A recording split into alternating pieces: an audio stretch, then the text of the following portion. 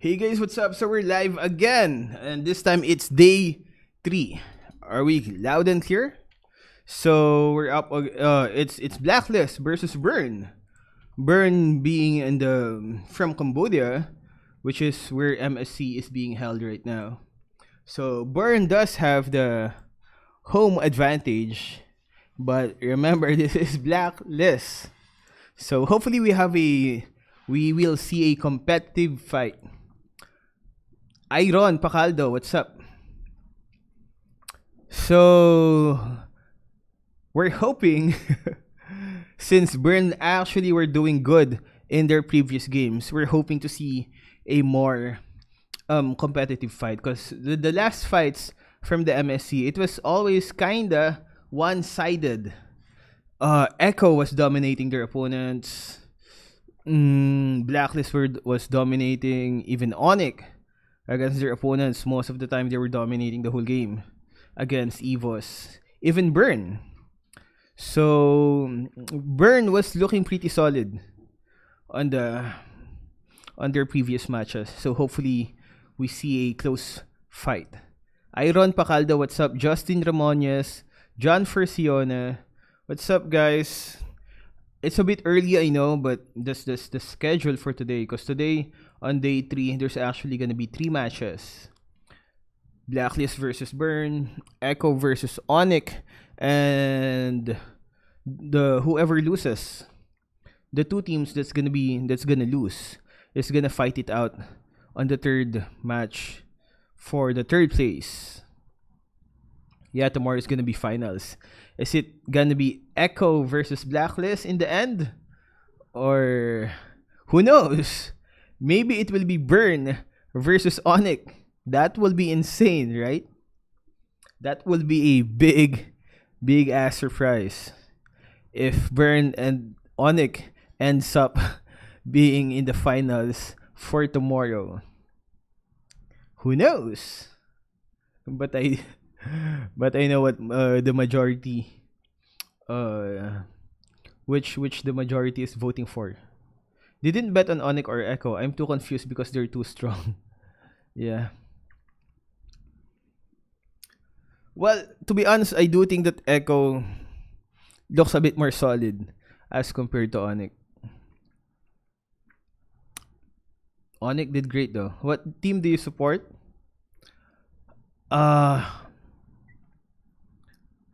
It depends. Which team do you think will win? Which team do I support? Because I do think Blacklist is gonna win this. Even Echo against Onyx, I think Echo is gonna win that. But like we said, we would love to see an underdog team win.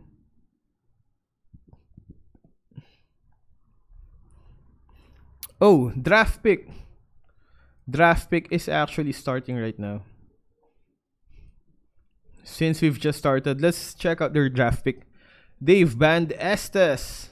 So far, if I remember, Blacklist has not yet used any Ube strategy so far.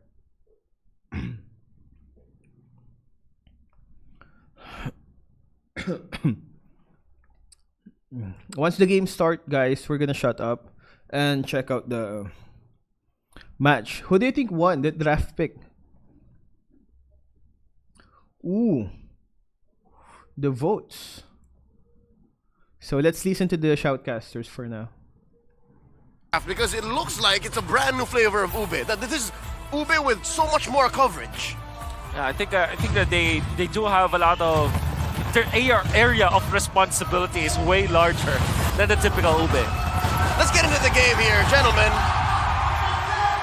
And with that all said and done, heading into the land of dawn for today's very first game, Planex Flash versus Blacklist International. Always have to watch out for the early game, the turtle fight. I mean, for Blacklist International, they're very good at it. And now they have the Akai versus Fredrin, knowing for sure that the Akai was designed to counter this Fredrin in the jungle, just because of that heavy spin factor that you can win the turtle fights. Now, of course, when I'm looking at Novaria, something that we haven't, or rather I myself haven't really quite seen happen, that is one thing that I'm relatively surprised a nice try there by ATM, trying to go for a very early invade. Cheesy. Wise does have that retribution, but I do want to bring up something here. Edward on the Unbending Will. We don't really see a lot of tenacity now at MSC, mostly going for Unbending Will. That's right. That's the Edward special. He likes it a lot because he wants to outplay upon sees a killer kind of XP lane or an Arlet, and they need more damage. They can't just rely on the Beatrix this game. I really like the small little fact that ATM decided to jump into the jungle and force Wise to take away that retribution. That's a lot of damage placed down in that top side of the map. Wise already pressuring ATM as well, forcing him to recall, and it should just be ATM losing out on the full Cannon Minion XP in the XP lane. Meanwhile, in the mid lane, a little bit of a gank already. Yue forced to use the flicker right before the Lord spawns, coming up in 20 seconds. I was about to say that ATM will have a great time this game just because of the fact that he's a Joy and he does not have any, Blacklist International doesn't have any lockdown to pin down this Joy. But then again, the focus was not let him play. They're really going to focus, at least for Blacklist International, they're really focusing quite a lot onto the EXP lane, as we are pretty much going to be looking at Wise going in. Oh, Chama is going to be pinned down by the heavy spin. A good first blood over to Blacklist International as they go for the first neutral objective, already converting onto that kill. D7, level 4, finally now. Will he choose to go for the contest? ATM's looking for it as well. Wise picks it up. No problem, no biggie. Retribution still up as well. A standard day for Blacklist International, easily taking themselves their first turtle right off the bat. Despite the fact that Blacklist International have to force to use the retribution onto their own orange buff, and doesn't really quite happen. Hold a second. Good cash out from you. Super aware. The real word of manipulation comes down as well to respond it over. It's Wise now who has 2 kills on the board. Blacklist out mechanically. Outclassing Burnix Flash mechanically. Oh, that was a great rotation coming up from Blacklist International up top. What they did was to put Wise on the aggressive move onto the L bush so that nobody from Burnix Flash will be able to check out, because why will you check your own bush, right? You want to check the forward bushes like the Rock Orsa bush or this bush that they just holding and check out where Wise is. But then again, they were staying there to ambush Chima. The fact that Chima was taken out before the turtle happened was already great for Blacklist. Now they're leading by 1,000 gold. The entire team of Blacklist, they are trying to get themselves all across the map. When it comes down to the itemizations, it does seem like they want the 0.2,000 gold lead will help Blacklist International to push forward a little bit more and get themselves a little bit more lane priority. So far, the middle lane from the side of Blacklist International has been moving super fast, especially since Valentina's wave control is not as good as Yi. Oh, good final slash. ATM might be forced to use the Vengeance here early on. Edward wants to go for an all-in with a Vengeance one more time, but it's just a recall and it gets the crowd going as he's able to escape. Now that is going to be the mental game coming from the next Flash, right? They will want to put a mental in, but hold on a second, Wise. Oh, Donut flickers into the heavy spin! A brilliant heavy spin by Wise as it's a double for the Queen. And immediately right off the bat, 2 members down for the side of Burnex Flash, and the turtle will be appearing in 5 seconds. Burnex Flash doesn't really seem like they will be able to do much from this point in time. So what exactly do they have to do to come back from this game, or rather to just take that second turtle away from Blacklist International? If you're paying attention to Blacklist International's games, they always fight before the turtle fight happens. 30 seconds before the turtle spawns, you already have to be on your toes and find the members of Blacklist because you know that they'll fight for sure. Oh, that's the lockdown CC. But D7, oh, it's going to be a Numenal Blast first by Yue. Canceling D7's Numenal Blast as Chima will fall. It's Blacklist International who take control of the neutral objective once more. D7 slowed down now. Venus is waiting for the snipe, but the heavy spin brings him back. The flicker from D7 to respond it over, but he's going to be pinned down ultimately, and Wise picks up a killing spree in the 5th minute of the game.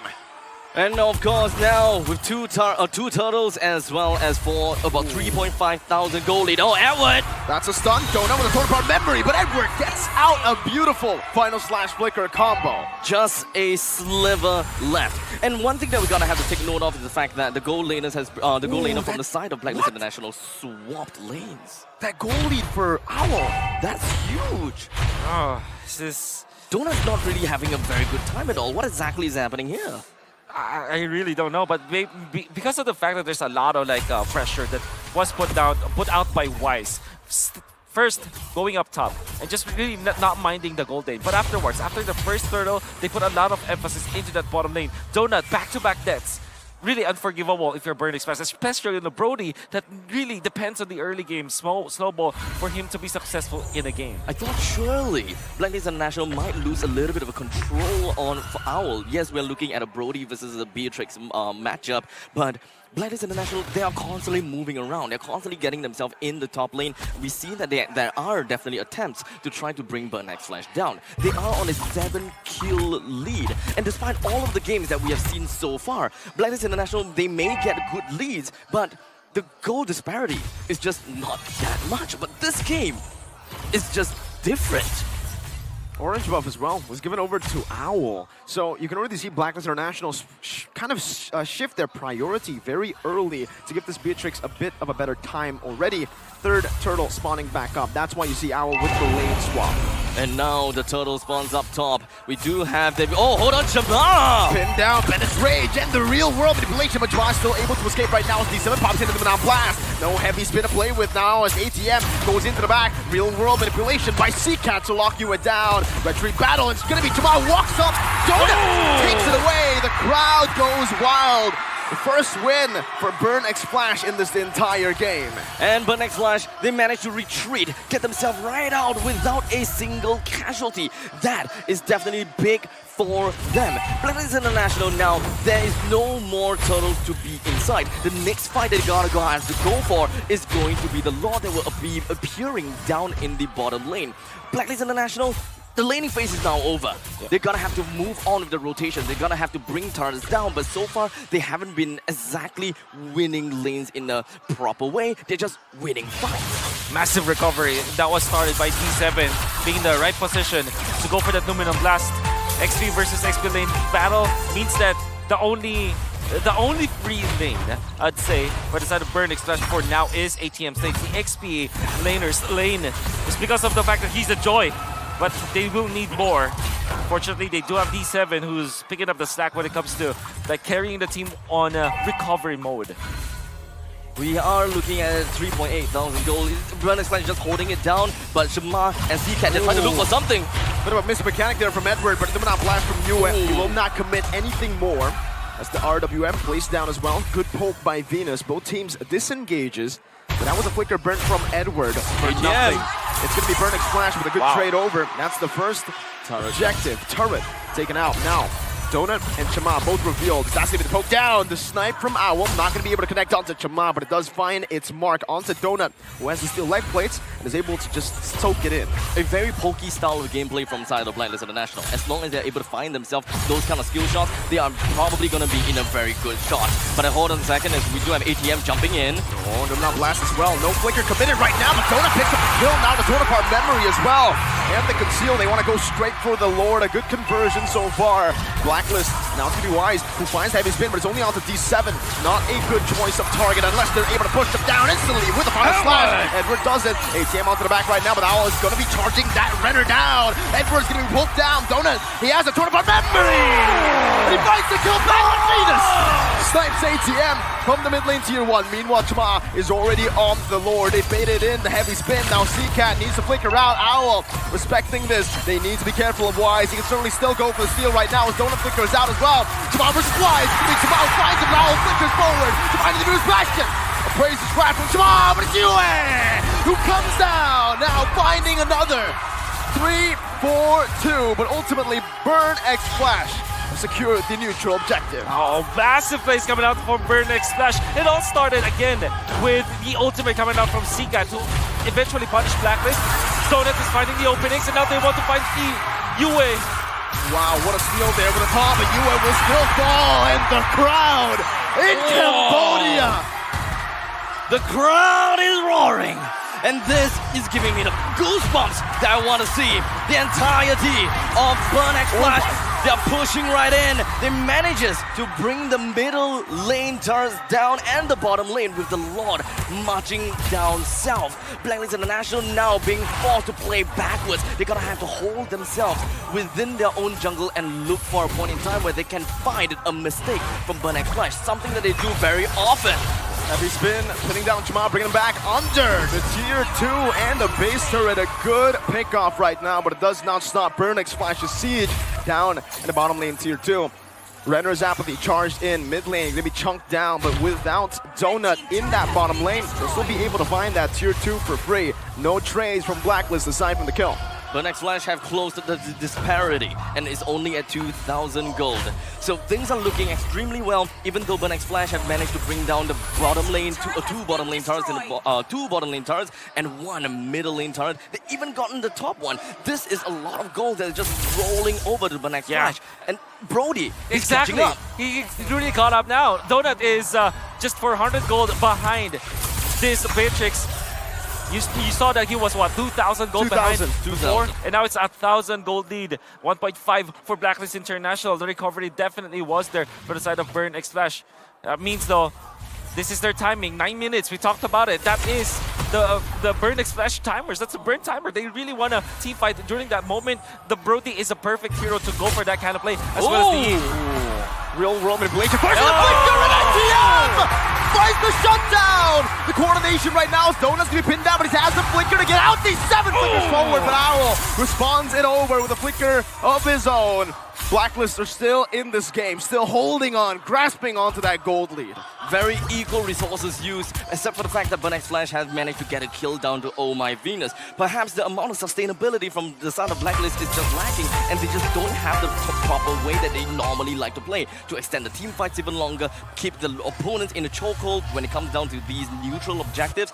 This time, they lost a little bit of control. Their front line is still great. They still have a lot of poke damage, which is going to be one of the main ways that they want to win. But when it comes down to really contesting the neutral objective, do they have got what it takes despite these initiating factors? I think both teams have got what it takes. It's just a matter of skill issue, right? Who is gonna make a better play? Another missed mechanic from Edward. Final slash flicker does not connect onto anyone. A little bit of a blunder, now a big resource spent. He's 7. He's gonna be spotted down. Owl pops into Renner's Apathy a bit too early as ATM goes into the back line right now with vengeance as well. It's a solo kill! And the Queen falls as well! The King will try his best to go for the retribution with a heavy spin. Jamal's walking in, he wants at it, but he will not find it. The King still is able to secure the Lord, but Blacklist crumble in this team fight. Burn X Flash have risen in Cambodia. Despite getting the Lord, 4 members from the side of Blacklist International has fallen. There's still the middle wave that's pushing in, and they will do what it takes to bring down this inhibitor turret and get themselves a big advantage. Oh my god, can you defend if you're Blacklist? Burn X Flash, they have really watched a lot of videos. But it's range. Donut will be slain. D7 with a response with an Numenon Blast, but Venus does not want to stop, wants to keep chasing. Does not find the Astral Sphere. It will be Burn X Flash with a disengage. If you're watching a lot of Blacklist games, you know that they win during the Lord fights when they go for heroes, when they turn for heroes. Burn X Flash, advanced play, go heads up play to the back lines. ATM once again is jumping forward. Owl with an Abiru. Now it's a snipe as well, but it's going to be a good stun from CCat to provide safety for his XP laner. Owl trying to lifesteal back in. Wise providing the zone as they will try their best to siege this turret down below. It's a good clear from CCat. It really seems as though Blacklist International is getting a little bit urgent here. They seem to be a bit desperate for what they want to get. They're starting to lose control of the game, and they immediately push themselves over to the opponent's jungle, trying to siege on the turrets, trying to get whatever lead that they can before they completely loses it all. Hometown buff. I mean, people from Cambodia, the fans from Cambodia, they bought the tickets, they went into the stadium, they want to be entertained. But Burn X Flash is giving even more. They're giving a lot of hope, and now they do have the momentum against Blacklist International. I think that ATM played a very vital role in that previous fight. He immediately identified where Owl is, and he understood that Blacklist International, no one else can really lock him down except for Wise, and he knew that Wise will use it right before the Lord needs to go down. That's the play. They use Donut as well as ATM to go to the backlines. Typically, you don't want to use their marksman in the backlines, but this is Brody. You can get a pick-off because of that hero in this stage of the game. And just like that. And wait, by the way, yes, you can see Owl did not go for a Wind of Nature, by the way. He did went not. for Athena Shield. Owl went for Athena Shield. He's putting a lot of respect on the ADM. I mean, after what has transpired, he knew that he's going to be one of the main targets of this Joy. And he also knows that Blacklist International, their own front lines, can't possibly stop him. And if you're looking at your items, Burnix Flash, if you're looking at the tab, you have to take advantage of this situation, knowing full well that the Wind of Nature won't come for what, Yes. 2 minutes from now? This is your timing. Look for a play. Well, top lane, in the XP lane, it does seem like Yue got better trade here up against ATM, forcing him to back away, but it is still lane prio for Burn for now. We're looking to go for some more prio down below. We're going back to the reset. We're looking at Burnex Flash that do have their front lines as well as Blacklist International's front line. Except for the fact that there is the middle wave for the side of Blacklist International. Wise is going to be starting things off with a ultimate and ATM. He baited the heavy spin, now the Vengeance comes in, Edward with the flicker, but it's not going to be able to find ATM just in time. Meanwhile, in the back with the torn apart memory. The 7 finds in right try, and it does get it for the team. That's the saving grace for Blacklist International, but it's only Yue and Venus left. The Lord spawns, but it spawns in the bottom lane. It constantly goes for the same thing where Blacklist International gets the Lord and then Burnex Flash tries to run it down. The waves are crashing down. D7, no immortality. Venus trying to cut the way, but ATM will zone him away. D7, now with the shield. Yue flickers forward! Yue! What? With a double kill and a shutdown. Another double from Venus. Blacklist, they have recovered with the Lord down below. Burn are forced back. And Owl is back, and they have the minions. The flow of the waves are in their favor. The Lord Blacklist is below. International, the defense is there, and now they know now where Seeker is. Seeker is going to be the only one alone with not a lot of health left. Venus with the kill. The Lord is down below. The whole ground advantage will not matter. Not to Blacklist International. Burnex Flash, they came in with a great idea. They knew what they wanted from this game, but Wow, just wow from Blacklist. Yue and Quinn. The duo defending the base. Not just defending, actually killing the invaders. How many was that? 3, 4? God dang. Definitely overheating in that situation. I still want to say, Owl not deciding to go for the Wind of Nature. That was a losing play for the side of Blacklist International. You saw how he was destroyed by Donut in that last fight. Had it not been for Yue's heroics in this game, this would have been Burnex Flash's game. I truly admired the recovery game from Blacklist International. I think it is extremely clutch for Yue to identify that Numinon Blast is what I need. Numinon Blast is something that, yes, it stuns people, but because I build damage, I can wipe out the entire wave in the middle lane, and it somehow clips the other people from the back. That's a huge, huge bonus. Just give the MVP to Yue. We know who did it. We know who put Blacklist in the right track to take the game up against a team who looked unstoppable in front of their home crowd. Yo, that was insane. Right? Well, still props to Burn. Actually giving us a good fight. I actually thought it was gonna be Burn's game on that last few minutes. The plot twist, right? And it was so fast. The plot twist happened so fast. I knew it. I was saying careful now, cause they didn't have that much, only one minion, and they were kind of pushing it a bit too hard. I guess they got caught in the momentum. Burn got caught in the momentum, but Yue was there. Queen was there. The duo successfully defending the base. They kinda, but still, nice, good job by Burn. Cause to be honest, a lot of the people, the money was on Black. Even I consider the game to be an easy win for Black, but Burn proved us wrong. Actually, Nerf Valentina didn't. Yeah, we haven't seen D-Rot yet on this tournaments. D-Rot is yet to appear, I think.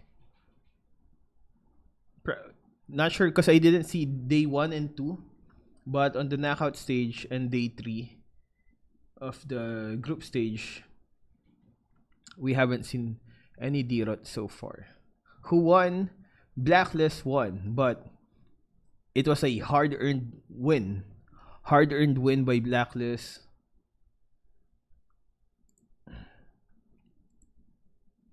That death. Oh my god.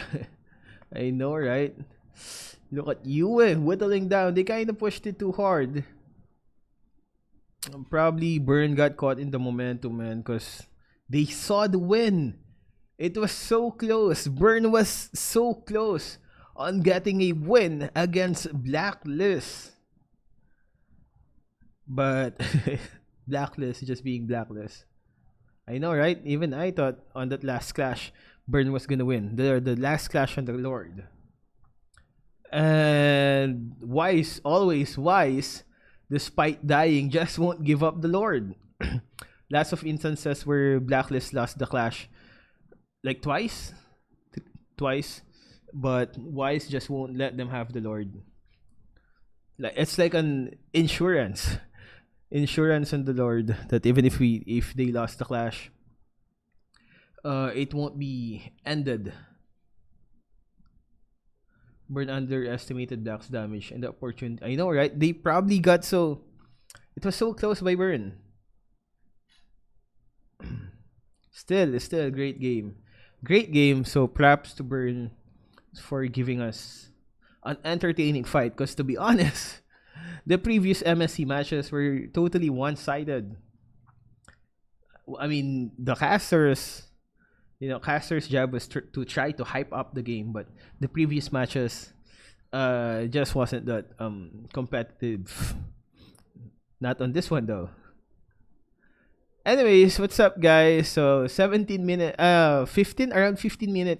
before the next game, we're excited to see game 2 on how Burn will answer back to Blacklist. I know, right? Angas talaga. Esme? Not sure. I don't think so.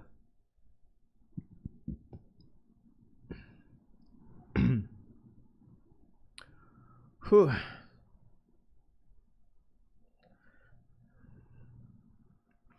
Two versus 5, I know, right? They were saying Donut not going for the win chant was I think Echo is the only team that used it consecutively. Really. Anyways, guys, what's up? This is game 1 for today. It's Saturday, right? So game 1 for today went to Blacklist. It was an exciting match. Hard-earned win by Blacklist. So what's up? How your day go, guys? Did you eat lunch already? What's up? How's your day? How's your day going? Did anyone use Esme? I'm not sure, but I don't remember any Esme being used so far. I support Burn. Yeah, I would like to see Burn. I was actually kind of excited that Burn was winning, despite Black being also in PH. Like I said, it's nice to see underdogs. It's a good surprise to see underdog teams winning. Can you say, hey guys, what's up in the intro voice? Intro voice? I mean intro voice. Intro voice? Sure. Hey guys, what's up? So we have a new update on Advanced Server. The first is the cancel adjustments on Hass's Claws and Scarlet Phantom. And Hass's Claws. Were you guys excited on that one? Hass's Claws having critical chance. That's insane, right? Hass's Claw with critical chance. But they canceled the update. But they also said that it was only a temporary cancel. One more intro voice. God dang it. One more. Different one. Let's have a different one. Hey guys, what's up? In this video, we will be sharing some tips that can help you improve your Brody gameplay and take down your bots. Deep voice intro. Cause critical works on Dirot. What's your favorite Mobile Legends YouTuber? Any hot babes? Who's the hottest? Oh, tell me, because I don't know. Actually, I actually don't know. Who's the hottest MLBB YouTuber or Facebook streamer?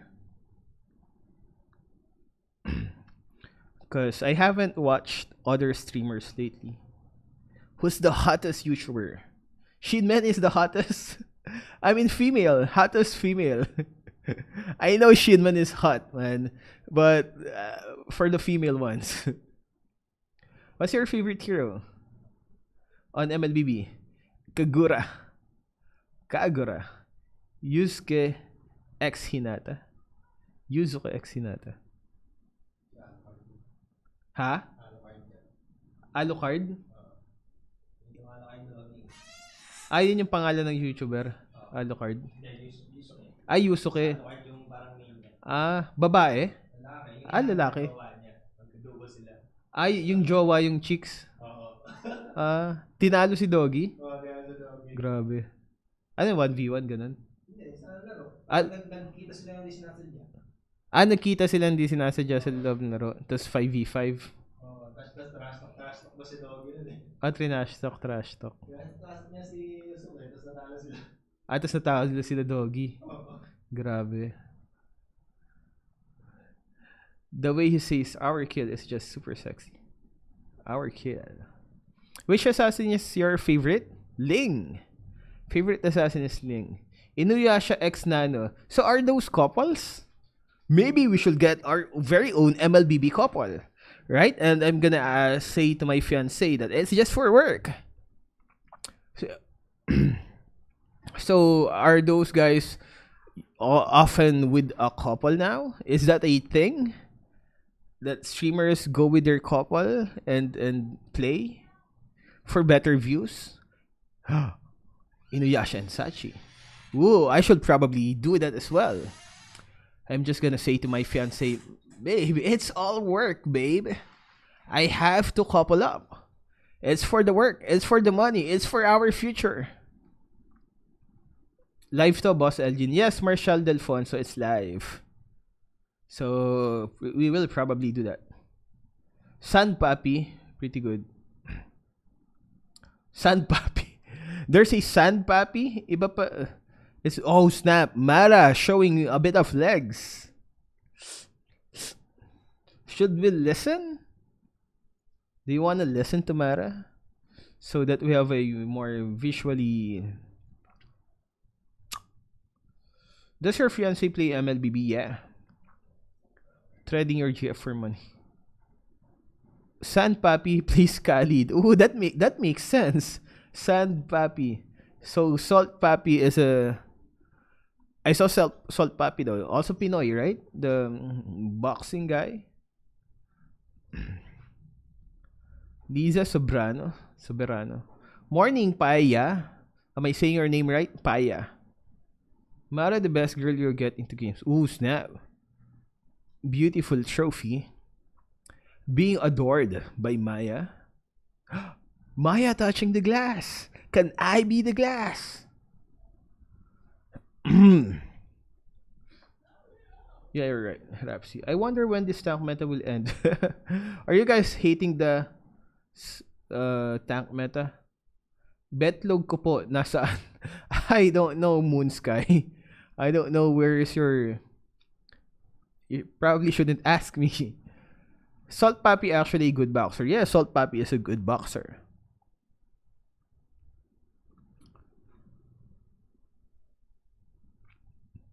Yeah, you kinda can tell with Salt Papi that, you know, he has the moves as compared to the other amateur guys. And Mara.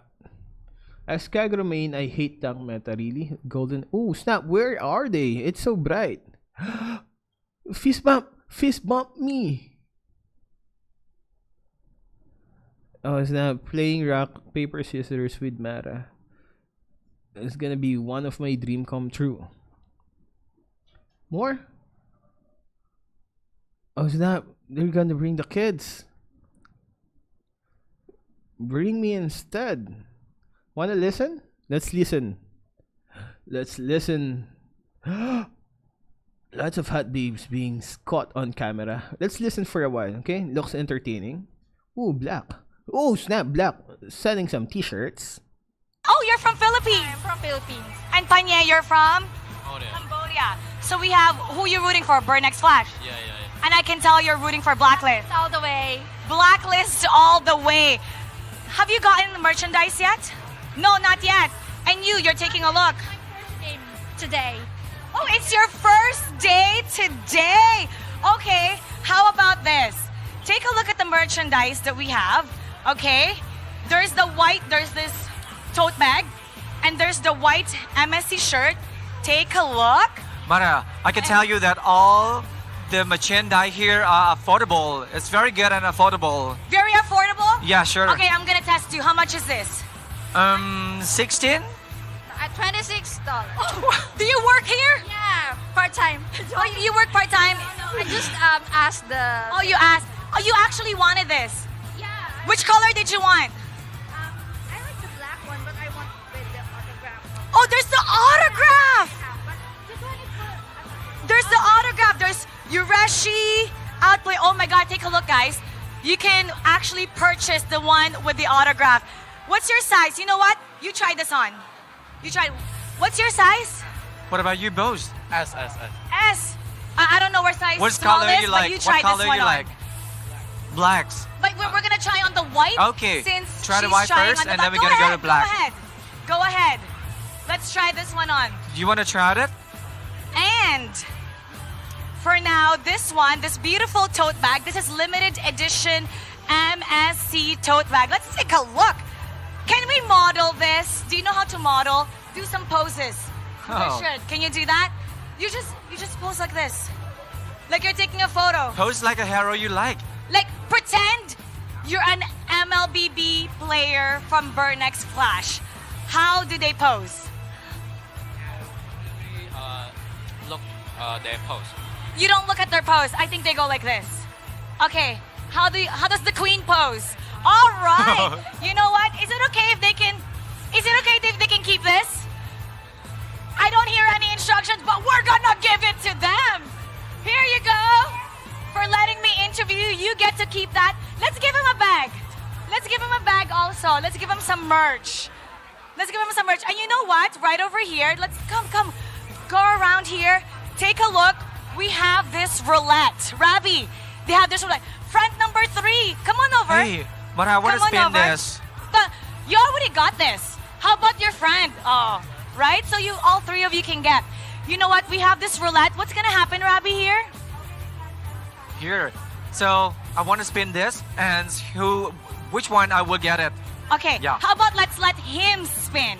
How's Sure. that? Why not? I give you a You're gonna chance. spin whatever it lands on. This one you will get. All right. Which one do you want to get? You can get the canvas bag, diamonds. So they're spinning roulette. Spin me, Mara. Oh, there we go. So they're just basically showing the stuff that's being the merchandise within the event, the MSC event, and also the booths. Nice marketing. Mara is really doing a good job, as a host, giving the Mara. I can almost touch you, Mara. So there we go.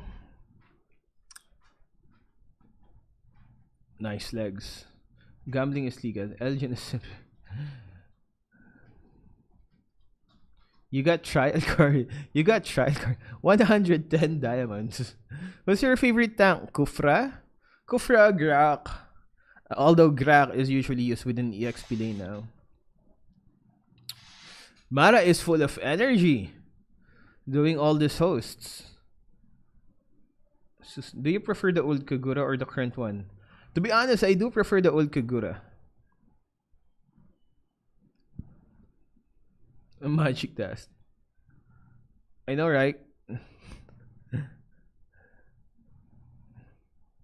Even within the M4, I think she was the most energetic host with the most energy.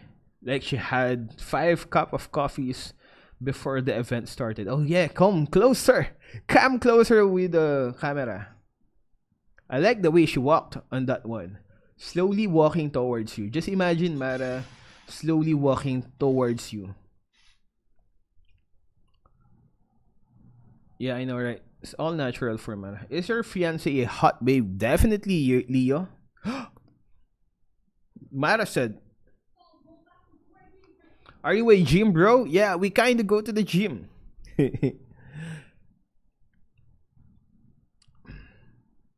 Why do you win Heroes voice lines? Which ones? I see Elgin in the right. There's a young Elgin. Really? I didn't see. Good afternoon, Papi. The first fight was intense. I know, right, Igris? First fight was intense. Hopefully you guys saw that as well. I thought you're Tamil one because your speaking are very similar. Ooh. Tamil one? Is that a YouTuber? So hopefully we see another intense fight for the second game, because game 1 didn't disappoint, man. Game 1 didn't disappoint. I heard Mara likes guys who likes gym bro. Shoot your shot. Nah, we're just visually appreciating, man. I have 4 kids and I have a hot fiance though. How often do you go to the gym? Every day. Almost every day. I actually have to force myself to do a rest day. Anyways, I just go to the gym to simp. I go every day to the gym, but I simp more. I simp more as compared to lifting weights.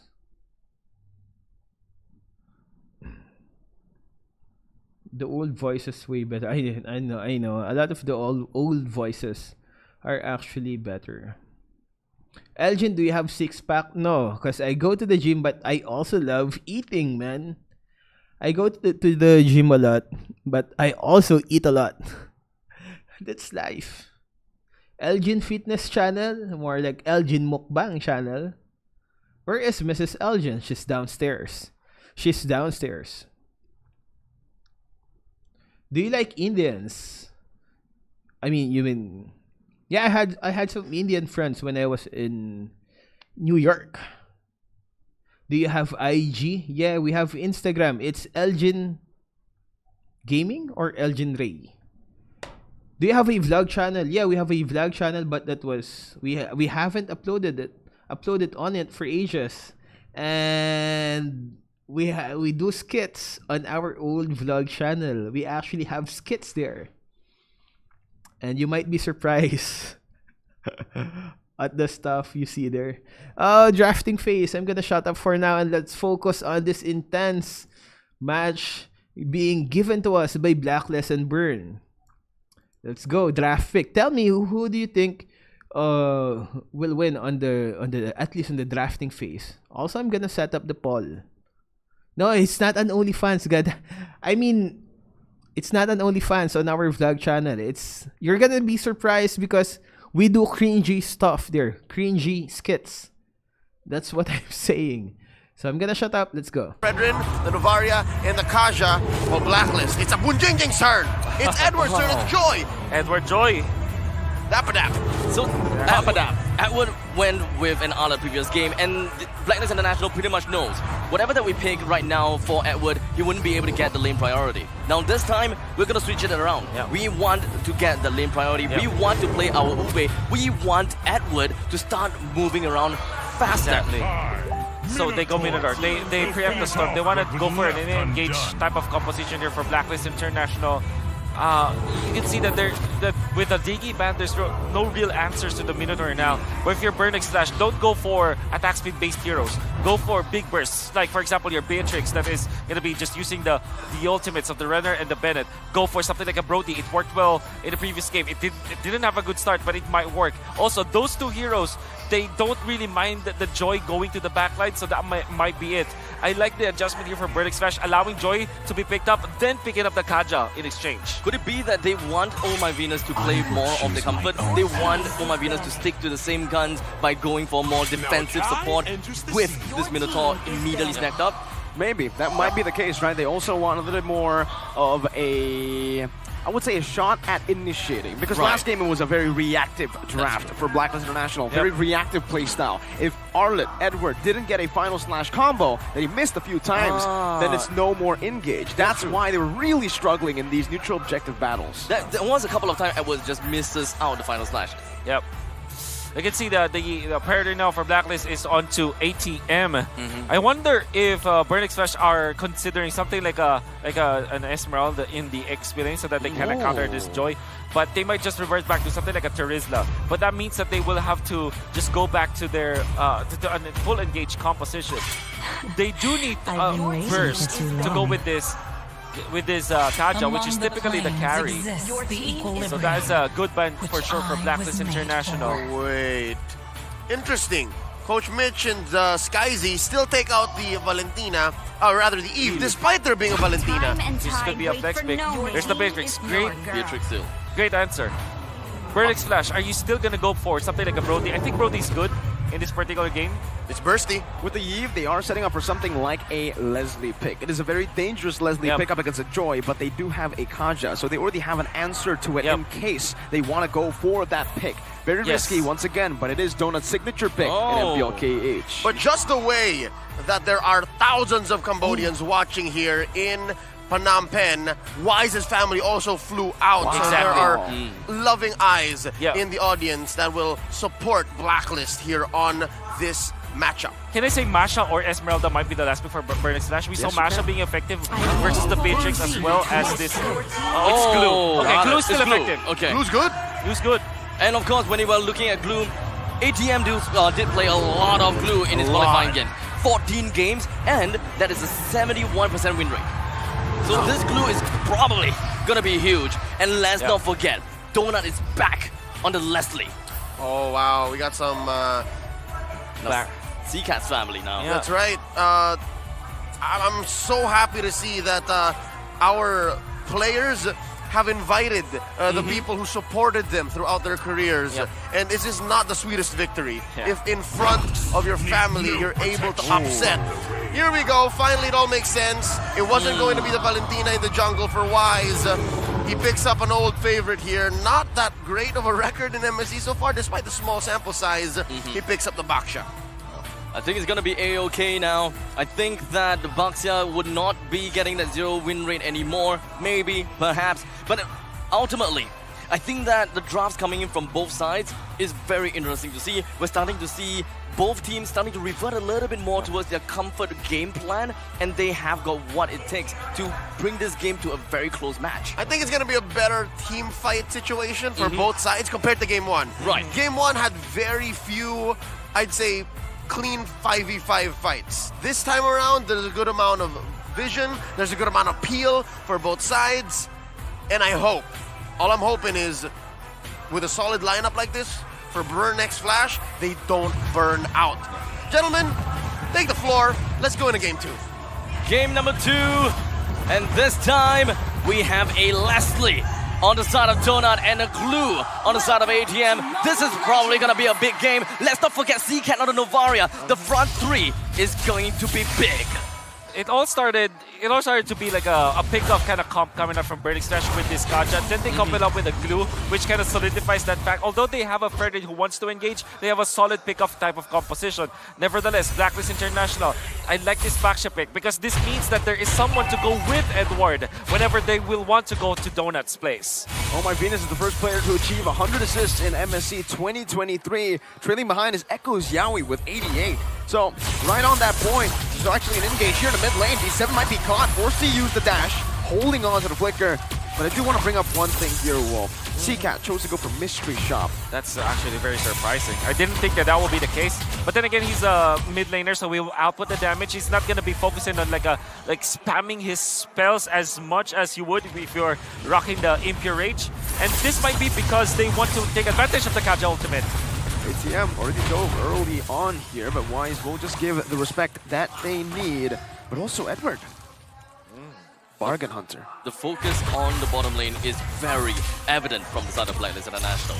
The amount of priority that this Joyce have and how he can just made his way over to middle lane is fast. And do note that when it comes down to the mid-to-mid matchup, Novaria clears the wave way faster than Valentina. And it makes sense for Oh My Venus to try to come in to clear the wave and help Valentina to unlock him, to move him around the map in order for them to both hit level 4 for the turtle fight. Look at the minimap. Wise is actually up top. He understands that he can get back to the turtle anyways, or maybe just trade the purple buff. Yeah, D7 doesn't have level 4, so he's not able to actually zone Wise away. Wise will just take that away, but he uses the retribution now. Chima will find the turtle for free. Chima with the taunt now on the Venus. That's everybody. That's D7 with the flicker combo and the Divine Judgment. US still able to maneuver out. Now with the split stolen away, he should be able to escape. Burnix Flash, they secure the objective, but Blacklist get a good trade. Now, that is a trade of a purple buff and a turtle. Something that I don't see much from Blacklist International is to give away the turtle. Yeah. Well, they did do that in MPLPH Season 11's finals. They gave away the first turtle of the game, and then they snowball out of it. And they do it typically with Baksha. The ideology is, once you get more buffs, more neutral camps, versus your jungling matchup, you get so much damage. You get overloaded with levels. Wise is level 6, 3/4 of the way to level 7, while Chima is just level 5. And eventually, turtle number 2 and 3, and then eventually Lord 1, the experience is just off the roof. So it all boils down to a matchup of Wise versus Shamar. Blacklist International wants to bolster their front lines. They want to keep Wise levels ahead of Shamar. It could come into the point whereby it is higher retribution damage in the later stages of the game, or just general damage overall of what a boxer could do for the team. And that means that they have the tools to shut down the glue, right? The glue is a glue as well as the Fredrin. They rely on sustain. They want to get back their HP. With the Baksha being in there, it's the way to go. And this is a very smart take from Blacklist International. Not the first time that they did it, but now they're showing it in the international stage at MSC and working full well for the team. Scary stuff right now. ATM cutting the waves very deep. Might be punished. US stole the Divine Judgment. Good flicker out. That could have been bad as the turtle spawns in. It's already a pretty big battle spell burnt though, so ATM will not have the split nor a flicker. Well, at least now the turtle is going to be appearing up north, while Blacklist International have 2 personnel down bottom. Minion Fury and a Divine Judgment. ATM will fall, and that's first blood for Blacklist International in the 4th minute of the game. A lane swap as well, as that was sent down below. Chima should be able to find this turtle for free with the retribution. Wise unable to go for any invades. The trade for the turtle while taking ATM down. They found the pickup and they are pushing Owl down to the bottom lane. So now everything is shifted. They're trying to get Owl into the mix. They're trying to give all the priorities over to Owl. After taking down all of these energy turrets, I am rather confident to say that Owl should be able to, once this turret goes down, he should be active and be able to contribute a lot more in fight as compared to Donut, his can't. Divine Judgment, one more shot from Donut is all he needs, but Edward gets out. Now Venus jumps in with a knock-up. Donut gonna be knocked up, but US unable to find just some damage here. Donut in the midst of it all, jumping back in. US low! He's able to kill. Donut finds it. It's 1 for 1 in the gold lane. Now who's it worth for? Oh, definitely side of Blacklist, but because Chima was able to push in the middle, now it shifts and dips back to Burnix Flash's favor. The fact that Donut was able to get the kill before he died, that was actually a lot of value for Burnix Flash. Then again, Burnix Flash, they want to play this late. They cannot win in this early game anyways because this is Blacklist International with Baksha Joy as well as the Beatrix. They kind of conceded. The fact that they're evening out, that's already good news for the Cambodians. The funny thing is the fact that, well, Yue went down because of a single ballista shot. The ballista was the one that got the last hit. That's right. Ultimately, that is great for Burnix Flash. They're trying to, kind of close up the gap as much as they can. There isn't even much deficit at this point in time. And Blacklist International, they are ready to rumble. They pushed themselves all the way down in the bottom lane after Beatrix is pretty much done farming up all of the energy turrets in the bottom lane. And let's not forget, it's 6 minutes and 20 seconds in. So Owl got a lot of the turret gold in the bottom lane, but he's actually still behind in gold compared to Burn X Flash's Donut. Something to note down. That means his farming and his laning for Donut has been absolutely spectacular.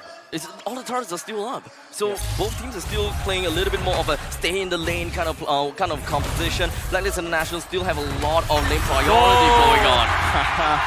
I was about to say, how does Wise do it? How is he ahead with 2 turtles going to Burn X Flash, but he's still there. Chama is able to win the red tree battle despite being a level down. Meanwhile, in the bottom lane, you can already see the Leslie kill damage right now. D7 flickers forward, unable to find UA right now, but Venus Fury comes down. Donut's free, hitting in the back.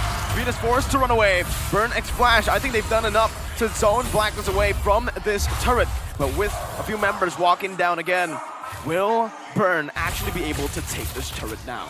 A very effective reset. Blacklist International, they're gonna have to go for this reset, but for now, with concealed play, didn't really quite do much, except for the fact to zone them away from the first tier defense turret. This is such a... That box was set up from Burn X Flash so well. They have the concealed play only to threaten. BOD? That was BOD, in fact. 7 minutes? 5.5k total for now for Donut. Raw boots though, bare boots. It's the brown boots that he picked up. And even the Berserker's Fury. This is massive already. If he gets the Endless Battle next, he can completely just ignore the boots. He has the peel ready, and Edward, he might just get bursted down in the top lane. ATM's gonna be able to escape right now, and it's gonna be a kill! Donut! 7 minutes in, this Leslie is not just scaling, he is snowballing. This is big. And now they're gonna steal the purple buff away from Wise. And that timer has expired for Blacklist. There's a trade though, whenever there's a play. Now though, Burn X Flash getting the better of the trade. Wise ready with an early Twilight armor. Burn gets a tier 2 in the mid lane. There could be even a possibility that Burn X Flash will want to take this opportunity to starve out Blacklist International as much as possible. First tier, second tier, middle lane, completely gone. As long as they do have information, which is what Donut is looking to do, they will be able to get a very good idea if whether C-Cat can push up top. And now, with the information, they know! Venus with the flicker, C-Cat gonna be gunned down, but he's able to escape right now as Tamal walks forward! The Cambodian crowd goes wild, the taunt connects onto Yuez, he soaks in a lot of damage, and Yuez will fall to D7. The Praiser's Grand and the Divine Judgment brings Venus back to Donut. It's another snipe down. Ow! Very low. They're looking for a dive. The Bennett's Rage committed out. Owl, no flicker. C-Cat looking for one. C-Cat has come alive. 9 minutes in. Perfectly timed, perfectly converted from the Cambodians to a Lord. Game 1 was a warm-up, dudes. Burn X Flash, this is their true form. Perfect movements coming up from C-Cat. He avoids the full gank of Blacklist, forcing the flicker out, gets out of the map, then goes down to flicker out and save his teammates. Then lands the killing blow onto Owl. They're on fire. I'm getting the shivers. Blacklist International probably is having that as well. I've never seen Blacklist forced to fight. Wise had to go up front, shield Unity in to just open up the map, and Burn X Flash chunks him down despite having a Twilight armor. Let me remind you what the burn timers are. 9 minutes. It's their timing. Burn X Flash, they group up together, they outplay their opponents. Donut is a league ahead of the Beatrix this game, and with 3 items incoming, if C-Cat lands the Astrosphere and Donut just lands one hit, it's so much damage. It's burn time. Oh my god. D7 looking for the Divine Judgment now. ATM jumps forward in the back line. Donut free hitting. Donut free hitting in the back. C-Cat found the kill. Wise now taunted up. Donut has a few more shots in him. The Divine Judgment brings him back. Donut's wild. It's a mega kill for Donut. 3 members down. The Beaver's crashing committed. But it's going to be Owl who gets chunked down. Donut has one more shot and he can kill Owl. He's waiting. They're marching. 7 seconds, 9 One seconds. more set. A few seconds for Venus to respawn. They're not going to be able to take this base down for now, but they've been able to crack the base open. Burn X Flash with a 6,000 gold lead Hey. up against Blacklist. For a second, I thought that they will do what they did in game number 1. Yeah, I was kind of scared. But at least there is going to be parallel push from the top and the bottom lane, right? We do have the mega creeps that will march on forward. But for now, the main thing that we want to see is exactly the outplay or the play around coming in from Burn X Flash and Blacklist International. What exactly transpired down here? Very crucial grenade coming out from Donut to actually stop Edward, because Edward was onto him already. When he timed his second skill, the grenade was there, he was able to get out and also stop Edward from dashing through. That was so crucial because now Edward cannot reset the dashes anymore. 11 minutes and 30 seconds left. Burn X Flash, they are in the zone. They are waiting for the Lord to eventually appear. And I believe that the nightmare of game number 1 is playing in their head. They're thinking about this. What is the core game plan here in order to not execute the same mistake that they have did in the previous game? Just don't group up. Utilize the range of Donut. I think that they're going to be fine, right? Don't group up. Just remember that the Donut is long range, like Yes. hell of a range, actually. So all they gotta do, hang back a little bit. But contradictory right now, Burn X Flash grouped up in Blacklist International's jungle. They were preparing themselves for something. But Blacklist International, they were disciplined. They do not want to push everyone else out. But CCAT is the only one that made his way down to the bottom lane to try to defend. But these two members all the way down below, they are not making a move just yet. And this slow, steady, bushwhack move, this positioning may be very important to the upcoming Lord's fight. What exactly is the game plan here from Wise and Edward? They found Donut right now, and that's gonna be the dive coming in. Donut flickering out of the wall right now, a good second skill, but Donut's gonna be cut down! Donut will fall, Infinite Fury on the 3! They have grouped up! CCAT clinging on to dear life. Yue with a flicker forward, and Blacklist with a key back into the game. They have found a way.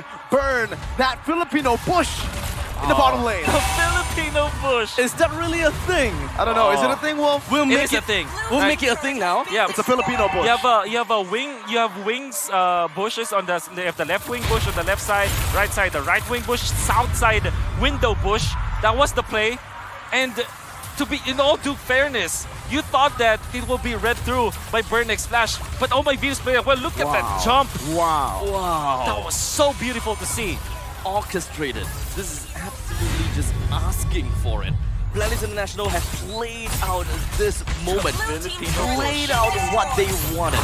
And that is the result that they have. They brought down 4 members from Burn X Flash, and they even gotten themselves the Lord. Okay.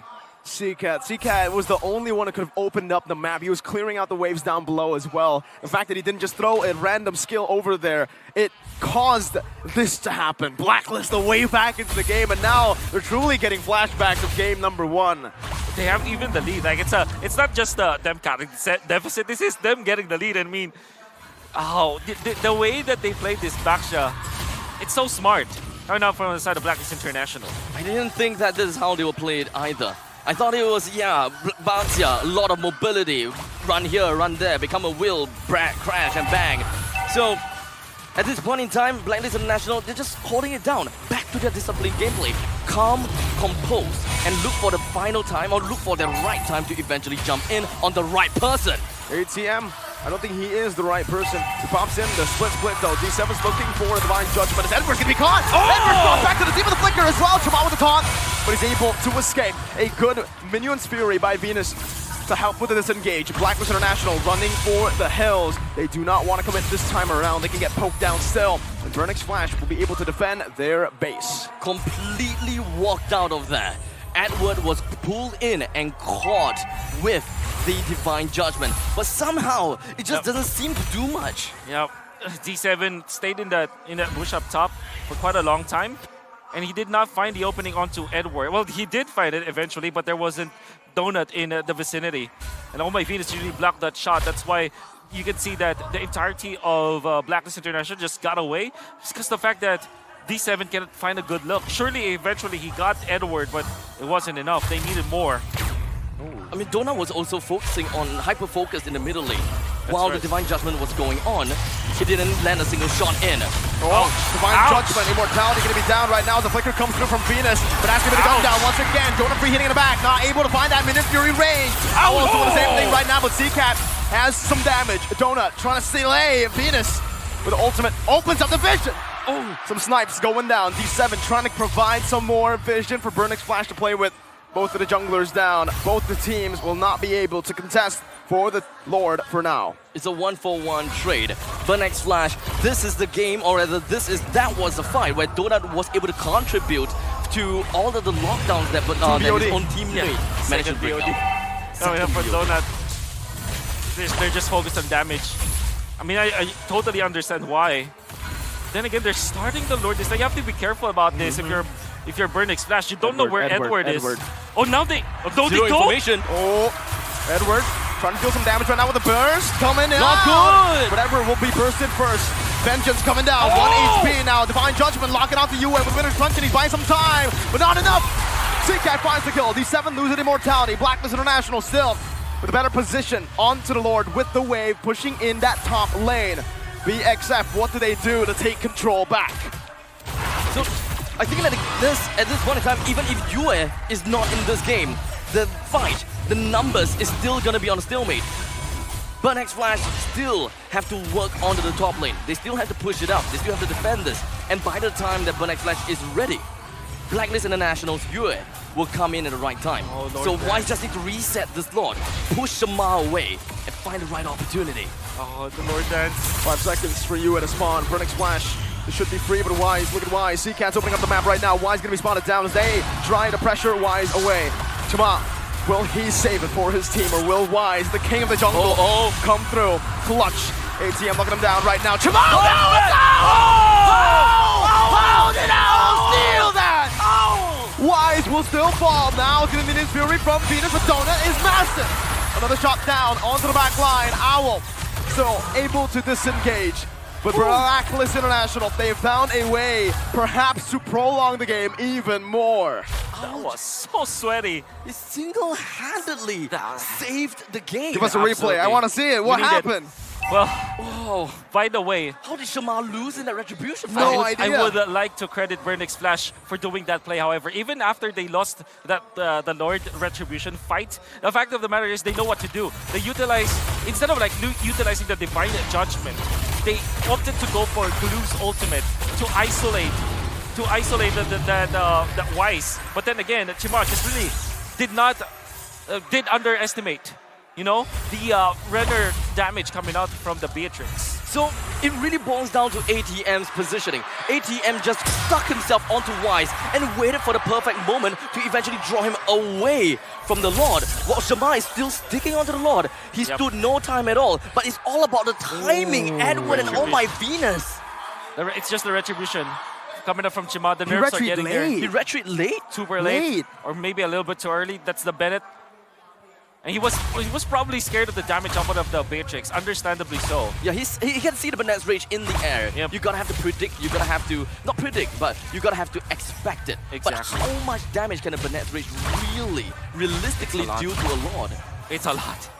So that's why he's either late or early. Yep. You can't time it right. It's very difficult. And even if you are Chimal, right, you understand why you want to dodge that. Because you don't have he doesn't have a like physical defense, only the blade armor. He didn't have like a Tikaras or something else. He respects the fact that that's a lot of damage. Still, I think it's a mortal sin to lose that fight, especially after the entirety of your teammates doing the right play. They already isolated Wise. Even when you're so good as Wise on the Retribution, the fact that you're away from the Lord, stand no chance. It was a 100-0. It wasn't a 50-50. It should have been a 100-0, but Owl... 100%, yeah. It should have been. Even with Donut, honestly, when you have a Leslie on your team, you technically have 3 Retributions. The first basic attack with the passive, the second with your first skill active, and then the Retribution, the real one. At this point, you could actually... I would say Donut does more than the Retribution. Probably, yeah. So, I mean, especially since we're looking at true damage after all. Blacklist International, they're trying to open the maps up. ATM is going to be the front lines of Burnex Flash and getting as much information as they can. Right now, goal lead whatsoever, that's not important anymore. It's only 2K. it's not important. It's not important. Now it's all about the team play. Yep. The macro, the micro. Who does this? Who does that? And Burnex Flash, they have come so close. They just cannot repeat the same mistake of game number 1. Let's see. Dark Venus Hands. opening up the map. Good poke down on Venus. Good shot as well. Half HP on Venus. First to pop the regeneration soon, but he doesn't. Just waits on it. ATM clearing up the mid lane. Both teams still fighting for prio in these lanes. Yep. Top lane, very thick amount of minions. Yes. As such, CCAT will have to move away. But this is probably information that Blacklist International can use. They're clearing out as much as they can. The entirety of Blacklist International, they rotated around, counterclockwise positioning. Ooh, Donut They're all does not waiting. see that. Oh, they go! Right now! D7 out of nowhere! Me and Fury connecting, but Donut 3-hitting! Appraiser's Wrath coming down right now as Wise tries to buy the time. That's a winner crunch and bot as well, but Donut finds a double! It's a double kill. ATM on the flicker! back. Going on to Yue. Now Yue buys the immortality, buying some time. It's a triple kill for Donut. ATM has bought enough time. They're gonna go straight for the mid lane. Yue and Venus. How do they make this miracle play happen again? 2 minion waves coming crashing down into the base right now. Yue trying to do magic, but he will not be able to do so. Boom! X Flash! The flames of Cambodia live in the venue. Cambodia won it all! This is the game! You've witnessed what you want to see! Burnex Flash, they did what they wanted to do. They broke the code. Game 1 was close. Game 2, they succeeded. Take it in. Absorb it all. Electric atmosphere from the crowd here at the Aeon Mall, Meng Chai. I'm getting shivers. I thought Wolf. they did not see it. Alright, there's this argument that you can actually pop your ultimate as Leslie, then quickly tap it afterwards. You have a prompt that there's someone else there, and they knew the Various ultimate caught everybody in that long bush up top. The Astral Donut knows how to use it. Quick taps. He's a fast tapper. Hold it on for a little bit, huh? Wow. The vision game is absolutely phenomenal when you have an Avaria. On top of that, Leslie, the range as well. That's why Blacklist's only way to win was flanking. If they find a good flank, they will win. But if they don't, if Chama is able to open up, if D7 finds a good engage on Owl, it is pretty much over. The flank happened once, and it worked once. And this time, Blacklist International wanted to go for the second time. We are all flabbergasted. I'm pretty sure Leo is as well. So checking my guess coins, boys. I am not as confident in what I actually put in. Is that best the phone? ROG Phone 7. Yes, can confirm in Phantom Black. Now, looking back at it, some things remain true from game 1, and some things, much to Burnex Flash's benefit, have changed. Definitely you can see, besides the mechanics that all of their players shown, even the macro has changed. Oh my and I God. think now we can confirm, much like the prior, the initial Kings of Sea, there are also such a thing as burn timers. Burn timers. 9 minutes, 9 right? minutes. As soon as that clock hits 9 minutes, it's time to fire up. And Donut knows. Donut knows that. Donut knows that very well. I definitely agree with you. Maybe that is the coach's decision to do that, or maybe that's the entire team's mojo or rhythm just runs through. I mean, it looks solid. It looks like they consistently did it through scrims. It doesn't look like a thing that they just happenstance, happen to just find out this MSC. It really looked like they rehearsed that for sure. This is a very tough game to watch. This game is so close, and I'm pretty sure Give it to him. Donut, he's known for this. 11 kills. He's known for this. He was both payoff and setup, especially in that very last fight in the long bush. Again, mechanics, macro, all in the young Marius hand, all in Donut. I can't believe what I'm seeing. By the way, The faith in Donut, guys. Faith in Donut. I mean, game number 1 didn't start well for him, but he still recovered. Game number 2, he was there was a 3-man rotation up top that he got a kill first before he was brought down. Gets the Berserker's Fury and the Blade of Despair at 5 minutes. 7 minutes. And was leading all throughout this game, all over the place, activated 9 minutes. You would wonder, some teams will utilize this Leslie in the latter portions of the game. We call that, right? They're gonna wait for it. But 9 minutes is a timer. Burn X Flash. They say to Donut, okay, 9 minutes, you have to be ready no matter what happens. Donut says, I'm gonna do it earlier. 7 minutes, let's go. We mentioned it in the game. When a Leslie does not scale, when a Leslie snowballs, you are in some trouble. The fact that he got that 7-minute BOD and transitioned it over to an Endless and a second BOD super early, he took control of the game. He was the game. He was the game. Thank you. That cannon with 1 HP remaining gave him that extra boost to get the last hit. And then Seacat, great plays coming up from Seacat. He dodges the entire T of Blacklist International, then lands the ultimate. He will be the one to close off the kill. Beautiful usage of the ultimate. By the way, oh my Venus, wonderful usage. Look at that. They canceled Edward's dash, utilizing the grenade coming out from Donut. Yeah. That's the reason why they got it. Donut second. Well, god dang it, Burn. Burn exceeding our expectations, man. To be honest, I thought this was gonna be an easy win for the Blacklist, but we were proven wrong. I was proven wrong on game 1 with Burn almost winning that one, and on game 2, ooh, they got the win. Look at that one. Probably not the best position for Black though, right? Probably not the best position for Black with Novaria's vision available, Leslie's vision. But still, god dang, props to Burn.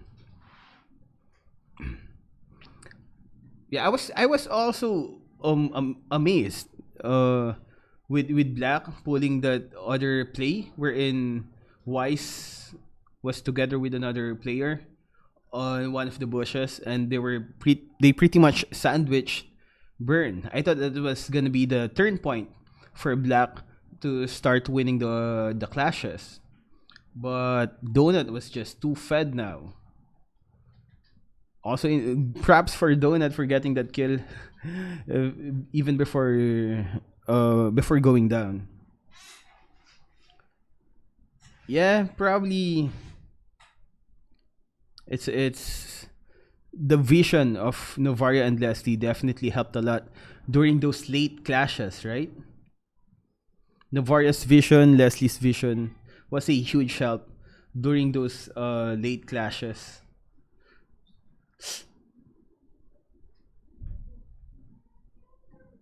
I mean, Burn got sandwiched when Blacklist sandwiched Burn, but it didn't work the second time though. On that first play wherein Black was able to pincer Burn, they were trying to do that again, but it failed a couple of times. Wherein Wise almost died like 2 times trying to pull off the same play. I can't watch another game.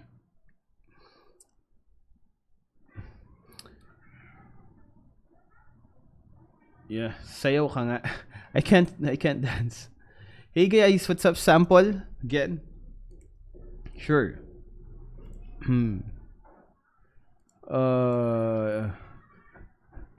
Hey guys, what's up? So in this video, we will be sharing some tips that can help you improve your gameplay. There. Carl Martin, thank you for joining. For those of you guys who were watching that intense fight, remember, there's still game 3. This is best of 5. 9 minutes left before the next game starts. Who will you vote in case Black and Echo reach the finals? That's a tough choice. Oh, snap, Mara's legs crossed. In front of us. Pwede po kayo talaga mag-call center. Yeah. Raymond plays, what's up? Our mother is good, God. Who do you think would win? Onyx or Echo? I will put my money on Echo, but look at that guy looking at Mara like he's in love. That guy at the back with the cap on. He was looking at Mara like he was falling in love.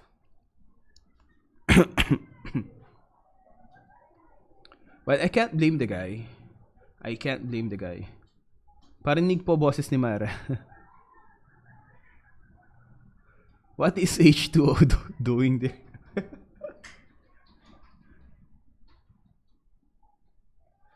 That's not H2O, man. Come on, show us the third game. You guys wanna listen to Mara? Pasimple.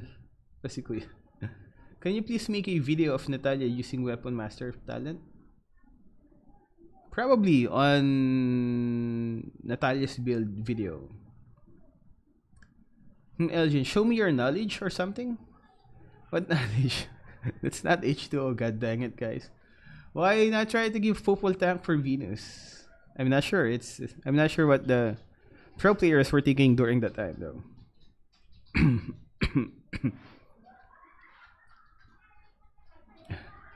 Okay, let's listen to Mara for now while we're waiting for the next game. 7 minutes before the next game starts. Gomu gomu. Nothing to be nervous គាត់ថាគាត់ពិតជាភ័យមែនតើក៏ដូចជាបុកពោះមែនតើសម្រាប់ការប្រកួតរបស់កូនគាត់មួយនេះផងដែរបាទ It's a beautiful eyes, the beautiful eyes. Queen pose, queen pose.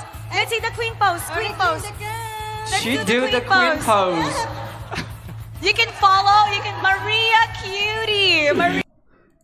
So cute, the kid. I love kids. That's why I have a lot. I really love kids. Cute kid. That's why I actually have 4 already.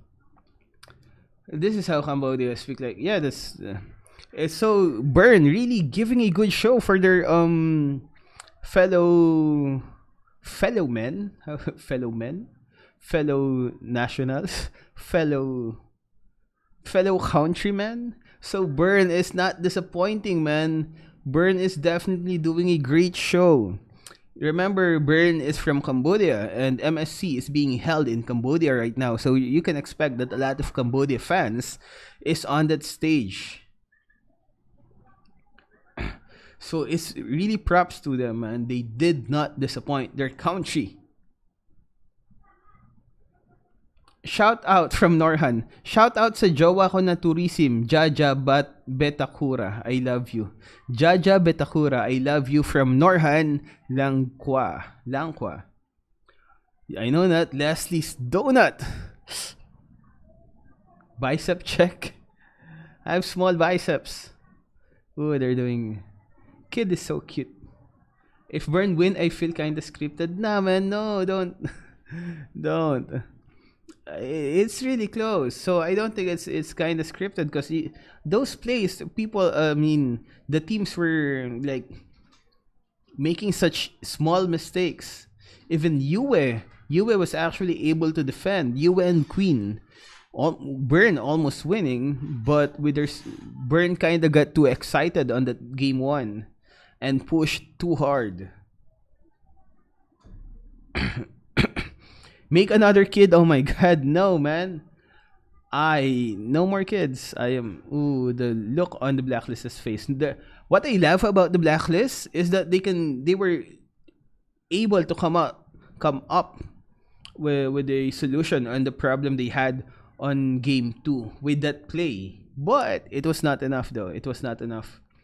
But still, they were able to stop the snowball of Burn because of that play they did, wherein they sandwiched Burn. Oh my god, Mara is also so good with kids. See, the kid is laughing. Mara was able to make her laugh. Wifey material. Well, how about that other girl near H2O? Also looks hot. That girl near H2O, not Mara though, the other one. One more kid na, man. I can't have another kid. Erin, what's up? Blacklist is like betting on Manny Pacquiao. I know, right? Woo, a few more minutes before the game starts. Almost there. What the heck, James? James. Chill, James. Dude, shout out to my son playing MLBB right now. Shout out to Prince Cloud, who's now playing MLBB. From your dad, Clement Turdanes. Prince Cloud, you have a nice name, man. Is that Cloud from Final Fantasy VII? Did you get that from Final Fantasy VII? So shout out to all the dads out there. Clement Turdanes. The shell you have with Mara is the roamer. Which is better, Horon? I don't want to have another more child, man. I already have 4 kids. I've been changing diapers my whole life. I've been cleaning poop and changing diapers my whole life. My youngest is 5 months. 6 months. 6 months now. So I'm still in the process of changing diapers. My eldest is already at college. Almost there. 2 more minutes before the next game. Make it a 5-man team, please, and you be the coach. Nah, man. Rebecca, what's up? We're back. Welcome back, Rebecca. Where'd Uwu Place go? Uwu Place was here before, right? Uwu Place was usually shows up during our live stream. By the way, we do live streams every Friday. We just didn't do it right now because of the MSC. But usually every Friday we do live streams, playing rank games and suffering on rank games. Elgin has 5 and kids. Yeah, I have 4 kids. And I have a fiancé. I'm here to meet some animal users. Oh yeah, Clement Ordanes. You got that from Cloud. Yeah, I love Final Fantasy games, man. Final Fantasy 7, 8, 9, 10, 10, 2. Even the MMORPG Final Fantasy. What rank are you right now? Mythical Glory? I think 81? 81 stars? Or 79 now. Can we see your ring? I don't have a ring yet. You watch anime? Yeah, we do watch anime. We watch anime. We love watching SpongeBob. No, yeah, we do watch animes. Favorite one though is Cowboy Bebop. Final Fantasy 1. Oh, don't start a debate about which Final Fantasy game is better, man. It's gonna be top 5 anime. Cowboy Bebop, Cowboy Bebop, Cowboy Bebop, Cowboy Bebop, Cowboy Bebop. Sorry, man. Cowboy Bebop hit me hard. Yeah, we're a full-time content creator now. 30 seconds before the next game. Let's go. Blacklist. The Queen. Are they gonna make a comeback? Do you watch JoJo's? I was forced to watch JoJo by my second kid. My second kid is the weirdest one I have. Probably because she likes JoJo Bizarre Adventure. Probably learned all those weirdness from that crazy anime, man. Well, she will go muda. Like, what the heck? Cowboy Bebop is better than Cowboy Bebop. The live Cowboy Bebop was disappointing though.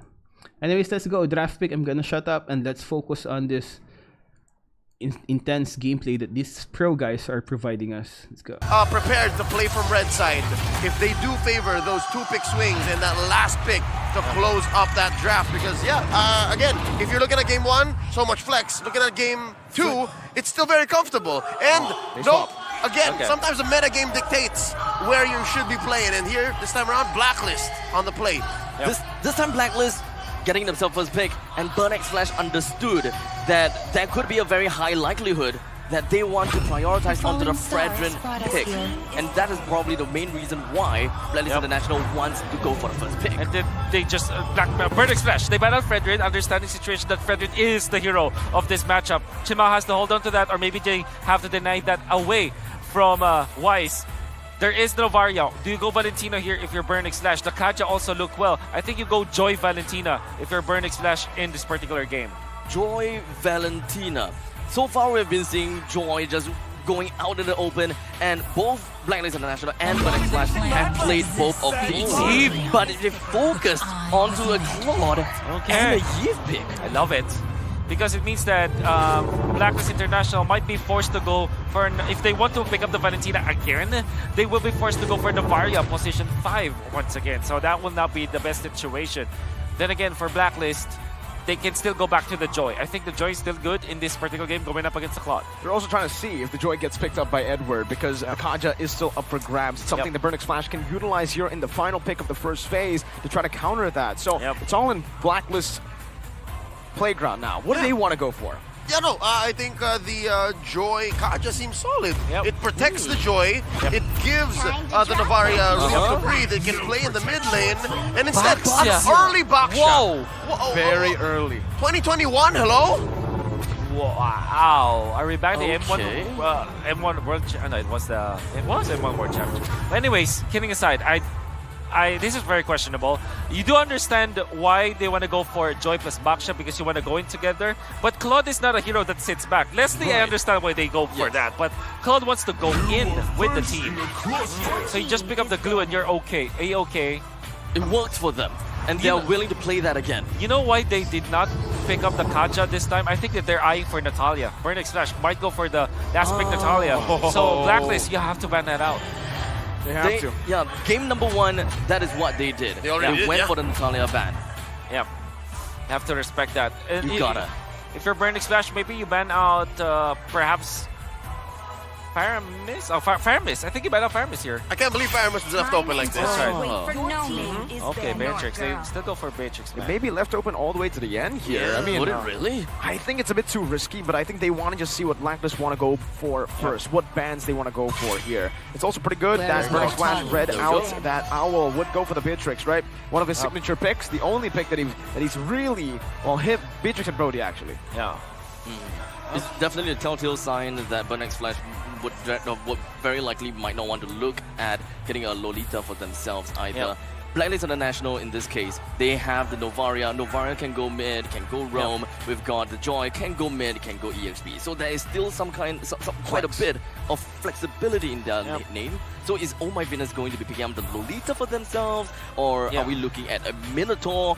Because this doesn't seem exactly too big of a all-in team fight composition from Blacklist International. I think the Minotaur is still good in this particular game for Blacklist International. It will be banned out. Okay. So they will be forcing like a Lolita, perhaps. Faramis still up. They might take it actually. Faramis. For D7? Or for But they gotta watch out for the Melissa. Is Melissa really gonna be a problem? Melissa or Carrie. Those are still out there. Against Faramis, it is a big problem. But the thing is, they already have a pretty good matchup up against the Melissa in the Claude. Going for the Faramis is a bit too greedy, in my opinion. They really have a Eve, unless they want to go for, Faramis Roam, I guess, for D7. But they need some sort of lockdown onto the Joy. With the ban on the Kaja, now they won't have as much. They do have the glue, though, so that could be the counter to this Joy. So they need a way to defend now the Claude. Maybe they pick up the Lolita themselves, right? Or maybe a Grok. What about a Mincetar? A Mincetar. Actually, you're right. We haven't seen a Mincetar in so long. That's actually a good pick here for Burning Slash, if ever.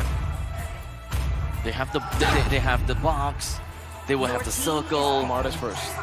Do we have a triangle? Yeah, no, they're in no rush to pick You up a go roamer. Valentina now, right? If you're Blacklist.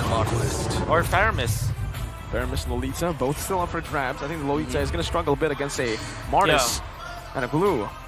Faramis and perhaps something to deal with the glue and the Mars. Maybe a carry, actually. Carry and Faramis here for Blacklist International.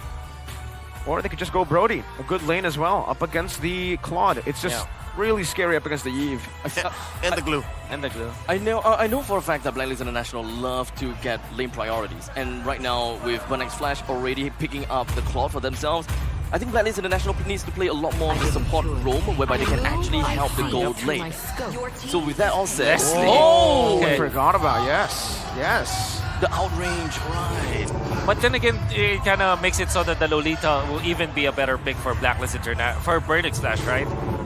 deals well with the Varia, with Leslie. Yes. Decent to stun the Joy. You already have the glue to kind of lock down the Joy anyways. You're not that required to go for a hard lockdown. There's also that argument that can be made for the Cho. The Way of the Dragon is really delivering the win for Burning Splash. Well, speaking of which, they don't really have a lot of lockdown, don't they? They don't have lockdown. Not a lot, right? No reliable lockdown. No answer for the Joy as well. I think Maybe the Cho. Kufra? The Cho would be the best, I think. The Kufra works as well, technically, up to Valentina, but this is a big hit or miss. If they're not able to find the Leslie or shut the Leslie down from the early game, which is already a tough task for the Claude to do. I see the Kufra either working so well because maybe Oh My Venus doesn't spot out D7 given the Astral Echo, but look at how Blacklist has been working, even from a losing angle, even when they're behind. I'm pretty sure they know how to check their bushes, do their homework. You can hear the audience here in Aeon Mall 3, Mian Chai. The Cambodians know that if they do this right, if they take Game 3, Burnex Flash sits at match point, and I don't know what the agents are willing to do here. If they're able to match the energy that the Cambodians are presenting. This is going to be the make it or break it game for Blacklist International. So much that they have to fight for. Will they be able to do it so in this game number 3 here into the land of dawn? Burnex Flash, they are towering on against Blacklist. Typically, we go for the Leslie. You want to go up against very tanky heroes. That's the idea. You want to chunk them down. This time, there's a lot of mobility on the side of Burnex Flash. With the Claude, you have the Eve that can also take out the Leslie if ever they find the opening. And they also have Kufra and Glue. So, good as it may for the Leslie. So much hype, for sure. But it doesn't mean that it's a sure win. Fast clear in the mid lane, instantly towards this bottom lane, wanting to put more pressure down to give Owl a better lane as D7 jumps in with Tyrant's Revenge. Able to dish some damage out onto Owl, but Venus does the same thing. It should actually be Burnex Flash with the victory. Almost a solo kill from D7. But he's going to be caught very low. He needs to be careful here as Venus goes for the Astral Spear. Nice. Good dodge, good sidestep. The Cambodian crowd roars for it. So now Blacklist International would have a little bit of priority down at the bottom. They did manage to poke D7 out of that fight. And they are definitely going to make full use of this opportunity since Kufra is all the way back home. Might want to shift things around. CCAT moved himself down to the southern side. They know that Owl is low in HP. Void Crystal tries to pick him off. No flicker. Nothing Very used. expensive early on. D7's gonna be spotted out though. Good shield indeed. Good opening from Wise, but Owl's playing this wave very well. He wants to take it slow, but they decide to shove it back to Donut. With the flicker already used up from the side of Owl, Burnex Flash very likely would want to make full use of this opportunity for the next 120 seconds. This lane must be targeted. They must put more emphasis down the bottom lane. Since let's be honest here, it's a Joy versus Glue. Who's gonna die there? Well, only the one who makes a mistake. Only the one who makes a mistake. The marginal error, what we're looking for, and Edward, meantime. Split already right now. Venus trying to go for the kill. Chama on the Martis. Still having pretty healthy health bar there. CCAT gonna get chunked, gonna get spotted out. Yue actually stole away the decimation. D7's looking for Tyrant's Revenge right now. He charges in onto Yue. Not quite finding him, but Yue does a lot of damage back. Wise, 1 level advantage, still having the retribution as he picks up the purple buff. ATM has come back alive after recalling. Chama now gonna be engaged on after real world manipulation in the back line as well. Onto Yue, forcing him out. Chama wins out the retry battle. Wise now caught on the pickle as he's gonna be stunned up, but Burnex Flash, no, they got the victory. They got the better trade. They do not need to go for more. Oh, D7 really participating in the team fight so well. He sat back even when he was very low. Revenge in the rage. Not sure if this is going to be enough to kill Edward, but now with the split, it definitely is enough. First blood to Burnex Flash. First blood and a kill that take a turtle. Despite the fact that they don't have enough levels on the Chima, massive wins for Burnex Flash. Just as I was talking about it, Glue versus Joy, who'll die? But apparently I was very wrong. They still managed to get a kill down on Joy, and that is going to be a big thing. But at least we're talking about EXP lanes. That kind of gold deficit and EXP deficit is definitely going to come and equal it out eventually, unless the Joy really just couldn't get himself back on track. Wow, who would have thought that it will be Burnix Flash to control this game? And, well, I would say, though, Blacklist International, the focus on the gold lane, that was well done. Donut is not having a good time. Donut is about 1.8k gold, while you can see that Leslie is already at 2.2k. So definitely, there's a massive lead. Wow, good catch by Okay. D7. That's blind! Right as he walked on the wall, Venus Okay. gets caught, and Donut, he gets the assist. Now Never the lane mind. as well. They're going to be clearing it out. They want to go for some more pressure here. And honestly, for Donut, as long as he doesn't die, it's going to be worth it Exactly. for him. Never mind what I said. They are helping Donut now. They're helping Donut really well, but now D7 might actually be caught by Blacklist, but there's no kill pressure from Wise. That's the thing. On this Baksha, you can roam around, you can put pressure down, but D7 just walks away out of it. So eventually, I gotta have to look down onto the look at D7, right? That blind Tyrant's Revenge. That set things up for the team. That's eventually gonna be helping Burnix Flash to get himself that part of the lead. We're looking at a 500, 600 goal difference. That is a steel leg place that we are looking at. ATM joining in the back. Edward trying to do the same right now. D7 goes in for the Tyrant's Revenge. Has the rage, and he locks him down. Tama will lose out. How? Wise won the rectory. 50-50 goes to him. Now ATM is still in the back line of Blacklist International. D7 charging that revenge up, but only to disengage. Donut clears out the wave. A brilliant steal to ensure this mid-game safety for Blacklist. Wise really salvaged his team because of that. They were able to win the turtle, so that means that they will get some part of the economy. The fact of the matter remains, though, Donut is now given the license to go for a double lane setup. He now takes up the top lane and the mid lane, as well as some part of the jungle. So Donut, whatever it is that happened in the early stages, it's now gone. He is now going to be at par. But the fact that there was a good head start for Owlet means that he will be getting the farm that he needs. Still, Burnix Flash will have their win conditions straightened out. Remember, we have seen Owl getting, we have seen Donut getting the Blade of Despair plus the Berserker's Fury at 7 minutes into the game. So now the question is if whether Owl is able to keep up to that tempo and beat Donut in terms of timing. Because the 9 minutes mark is what we want to look out for. The 9 minutes mark is when Burnix Flash eventually activates themselves. I don't know. I think it really depends on Donut, right? He has those item power spikes. Right now he's on course for the DHS Golden Staff, but did he build boots, or is he greeting for just the Golden Staff again, similar to his Leslie game in game number 2? This is probably just going to be a greedy game. Since brown boots. Donuts can just really clear the way fast. He do have priority. Just go in, Blazing Duet, get out of there, and he will be able to find a lot more value in some other parts of the map. Speaking of some other parts of the map, Wise Sprint committed. Donut still Oh, able to actually. the Wow, dodge. D7 on the back C-Cat with a kill. Donut!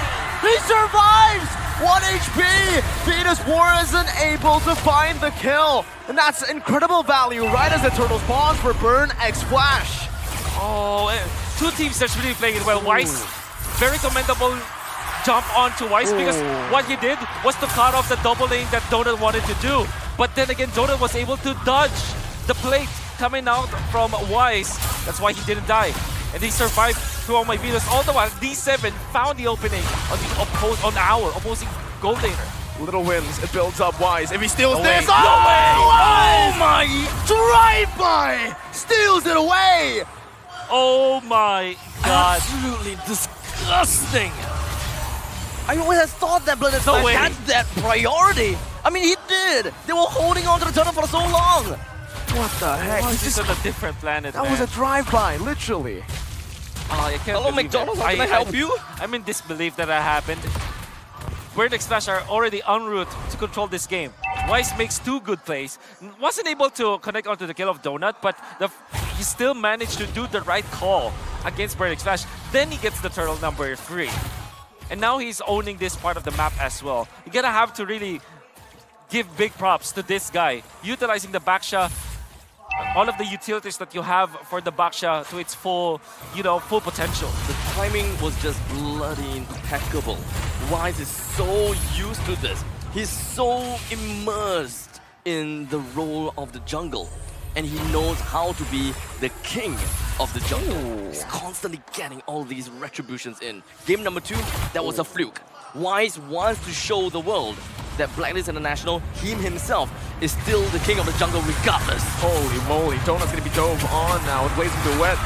Why is gonna be locked down, but he's too tanky. He popped in the Tortoise's Poisons earlier. Now D7 might just take all of it, all the damage. Real world manipulation as well. Owl doing the damage onto the back line. Edward jumping in, finding the kill. D7's next on the chopping block as D7's still gonna be able to survive for a bit until Edward comes down for a double. Meanwhile, Chama in the back, looking for the decimation as ATM helps him in his task for glory. One more shot for Chama. It's miscalculated, and Owl should be able to find the kill. Now it's a flicker from ATM to lock Owl down. Now on the kite, ATM will not be able to escape right now as he pops in the split. A few more hits, and Edward finds his third kill in this team fight. 2,000 gold lead instantly towards Blacklist. So many clutch stuff that happened. Weiss, for example, Donut was already almost getting out, but he had to cancel the recall. Now he gets hit by Weiss. Weiss then is getting killed, but there was an exchange for Blacklist. When Owl wanted to recall back, he was hit by the ultimate of Owl that canceled his recall, and he was taken out eventually by Edward. Edward, as well as Oh My Venus, just combining, and Owl, combining for that. But Yue with that Terrify, so that he was able to cancel the animation of ATM. ATM could not complete the stacks, so that he will be able to pop the grab on to Yue with just because of one Terrify. Another Terrify, just pure lockdown. D7 wants to look for a re-engage right now, but just pops the Tyrant's Revenge as US steals away the RWM. Now locked down, and Seacat's RWM as his split comes down. He's looking for the mount, but he's not able to find it right now. Owl's free hitting, one more shot. Soaks it up with the split. In the back, finding the damage, but it's not enough to take anyone down. Edward was waiting on a battle mirror image. Blacklist have outsmarted Burnex Flash. Yue and Oh My Venus were all so close. And this is probably one of the good things that we are looking at from the side of ATM. When he pops into split, no one can hit him as long as he's running backwards. Oh my, Chama, you cannot enter here. No way, Chama. Oh My Venus dies. Out by Edward. Burnex Flash. ATM was able to find it somehow, some way, but Wise now 100-0. Lord taken for Blacklist. A very different kind of game from the side of Blacklist International now. This is very reminiscent to game number 1. But they're technically having a little bit better control as compared to before. There has somebody has to step up for Blacklist International after that game 2 loss. And now Edward and Weiss, they're really stepping up. Edward reading the map so well, knowing that Burnex Flash eventually will utilize the strength of the Cloud, waited for the right moment to strike and really shut down what Burnex Flash wanted to do. And then there's Weiss. All throughout this game, man, he's playing so well. I think it really boils down to playing around the rotations of Edward. They're trying to unlock Edward and trying to make sure that Edward is constantly around the map and making full use of that lane priority. Shut the wave out as much as possible. Don't care about ATM. This glue is not worth your time. Focus your time somewhere else. Lord's gonna be slain though. Blacklist unable to utilize this Lord to take a tier 2 up top, but they should be able to take this tier 1 in the mid lane unless, Burnex Flash cleared it out. Burnex Flash doing pretty good damage control right now as Blacklist are unable to siege on the turrets, but that wave crashes down top and bottom. Tier 2 is falling. I think that they more or less have been able to get the dividends out of that the first Lord. Most of the time when taking the first Lord, you'll want to bring down all of the outer turrets. But Burnex Flash, they understood that they need the middle lane turrets. They need the first tier defense turrets as much as possible. Everyone was preparing themselves for a siege of that one. Full commit onto Wise. But Edward's in the back right now. He's going to be able to buy some time. His dad's going to be Owl once again. Free hitting in the back. ATM. That should be ATM down. Real world manipulation by Seacan. Not a good angle. And Donut to follow it up in the back. Zoning Venus away. Yue finding the decimation. Chama does the same. Edward's next on the chopping block as Donut's going to be taken down to the bottom lane. And this is Chama versus Edward 1v1. Edward's winning it. There's no way for Chama to run. Edward has sustained and Yue has capitalized. A triple kill for what looked like Blacklist's demise. Oh, Blacklist International did not panic. Surely there was a good jump coming up from D7. Catching important heroes. Donut was taken out, but they remained composure. Oh My Venus, he tags Yue. He calls him, and then they went in for Donut instead. They let Chima get the kill onto Wise, then Edward buys enough time. Yue was able to get the kill onto Donut. Eventually the triple kill. Really calm and composed. Blacklist International, despite D7 having a good jump, they did not lose their composure. I gotta have to say, D7, that jump was great. As you see, Tara's revenge and rage, but it kind of seems as though Donut's damage on the DPS is just not necessarily quite there. He was kind of like doing a drive-by as well. Yep. Oh my Venus went out of the map to outplay Donut, and Donut was far too exposed. Edward had so much room to work with, so many units to utilize his dash, and of course, Martis at this point, it's not that strong anymore. What do they do at this point? Up against an Owl who is scaled up against an Novaria with Impure Rage, Roamer that has so many resources. Chima, let's see if quality is better than quantity. Will he be able to win this one, the big one? ATM already forced to use the split as Owl tries to run him down. Shield Unity already jumping in. ATM very low, mounting Yue now. D7 in the back. Edward's forced to use the Vengeance early. Donut's forced to recall. Lord has been reset. Meanwhile, Yue chasing ATM down. How can he escape? The answer is he cannot. He can't. Yue finds the kill, and Blacklist International will get the Lord for free. Burning Splash, no resources to open this up. The follow-up is now gone to the side of Burning Splash, and they have identified that they can't go with this fight. Even if D7 do find a couple, they do not have enough damage. They couldn't zone the most important players away, which is going to be Owl. Shama as well now. Oh, a snipe from downtown from Venus. That's a position 5, by the way. That's a roamer. Painful things coming out from the side of Blacklist International. They understood that they're gonna have to poke their way in. They have a lot of high ground. Let's not forget about that. Yue can even take away the RWM. Even more ways where Burn X Flash can't even get themselves out of it. Yes, we have D7 and Shamar. They do have ways to eventually get themselves out of it without being immobilized. But the main thing is really just to expend all of these resources from the side of Burn X Flash. Speaking of RWM, I think that Burn X Flash haven't utilized that real-world manipulation to its full potential. At the same time, it seems like they're not tactically using it. So they have to do a better job. Seacat is a good mid laner, right? So if you go back to whenever he is being the MVP for the team, you have to kind of unleash that kind of Seacat wherein they use the Nook mages tactically, strategically. Now they just pop in it just for the sake of utilizing it. That should not be happening for Burn X Flash. And Chima also needs to step up.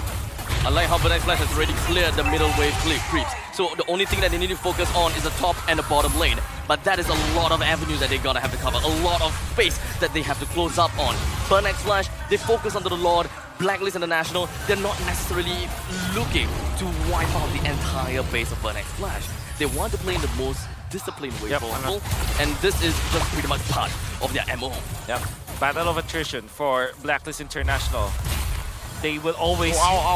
Okay. Force the flicker, but Seacat's taken low. Edwards jumping into the back line. Needs to be careful though. Often a bit of Chama zoning. Both teams disengaging. Chama's taken low though. That's a few good shots from Blacklist and Burn. And that's a valuable resource. Look at Burn X Flash. They did not burn a flicker, a sprint. Owl has no flicker.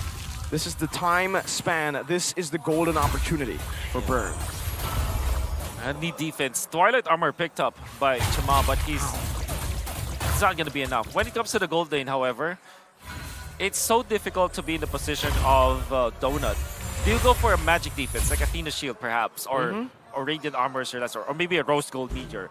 Or do you go back to the Wind of Nature? I guess if you're thinking about like the actual value of the team fight of Blacklist International, it's better to go for magic defense instead of the Wind of Nature.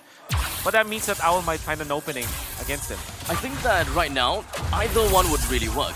Because at this point in time, even when we are looking at fights, the main DPS from Donut is no longer from the Blazing Duet. Just standing down itself, just hunker down and really throw out all the basic attacks, that is going to threaten the front lines a lot.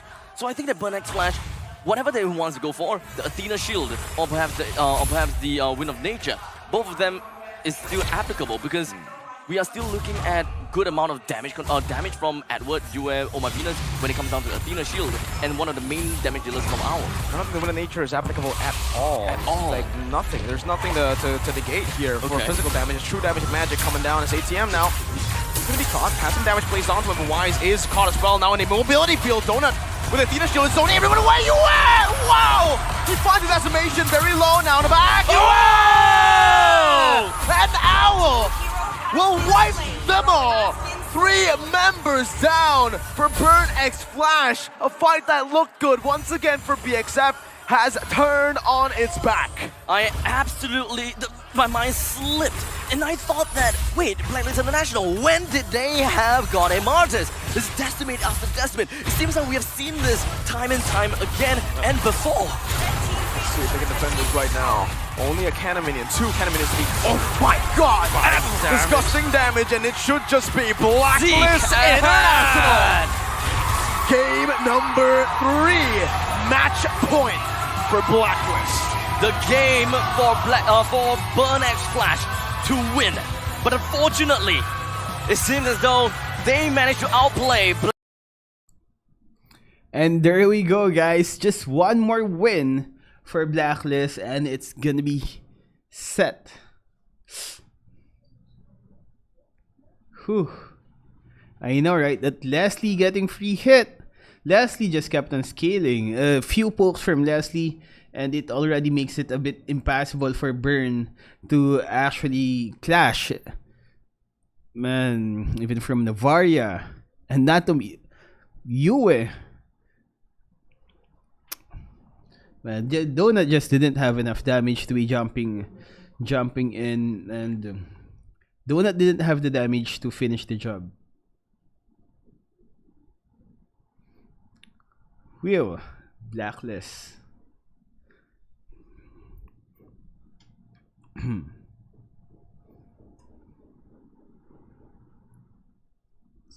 So what do you think?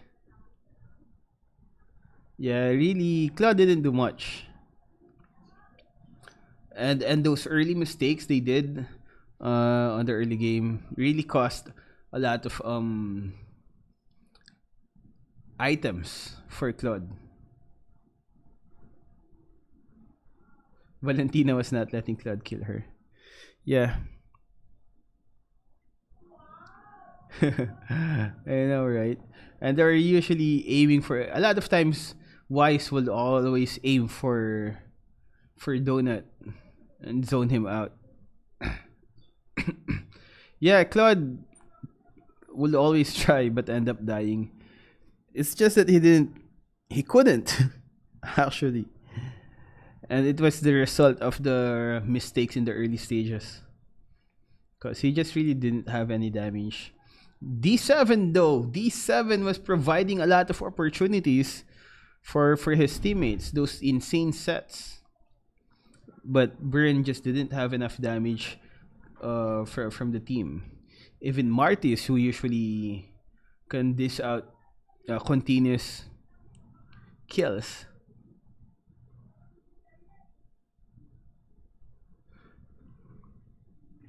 Joy will be nerfed soon. Also, Joy's mobility there, being able to target out. Nice Edward carry. Yeah, definitely MVP. Best of 5. So one more win. Blacklist needs one more win. Burn needs 2 more win. Do you remember Claude by Zico? Yeah. Maybe because Blacklist is already had a bad experience with Claude. But Claude Zico actually didn't really dominate the Claude Zico was actually dying. Zico's Claude was dying a lot under match against Blacklist. It's just that he was able to pull a split push.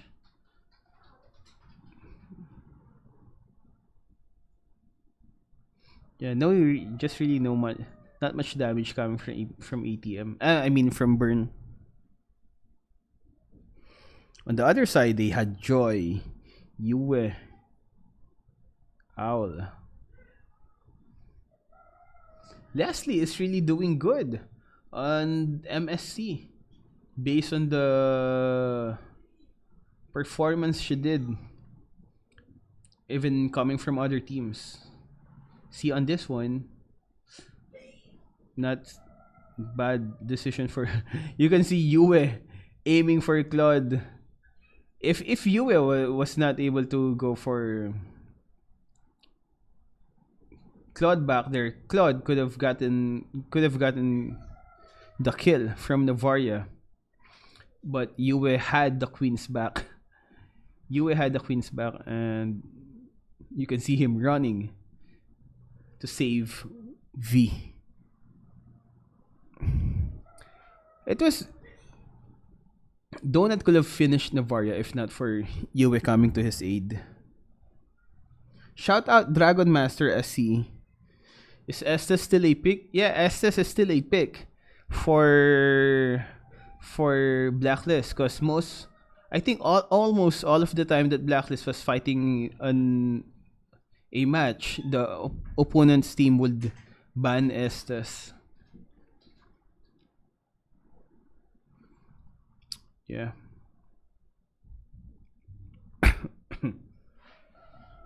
And the part where he chased Navaria. Well, to be fair, I think he could have finished Navaria. It's just that Yue was there. But I think he had a safer option to stay with his teammates. Who won game 2?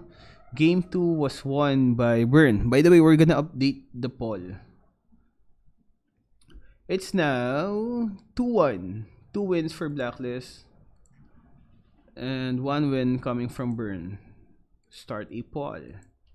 Game 4, right? Game 4. Who will win? Black. Burn.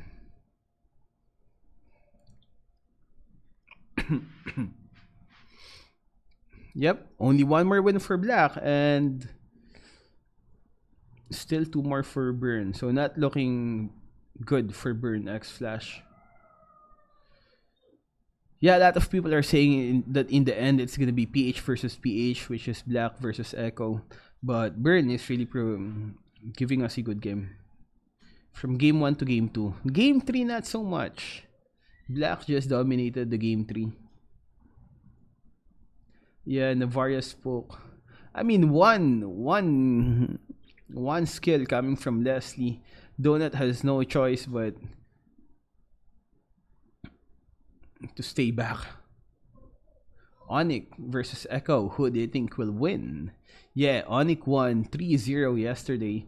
Onyx was dominating their games, but so was Echo.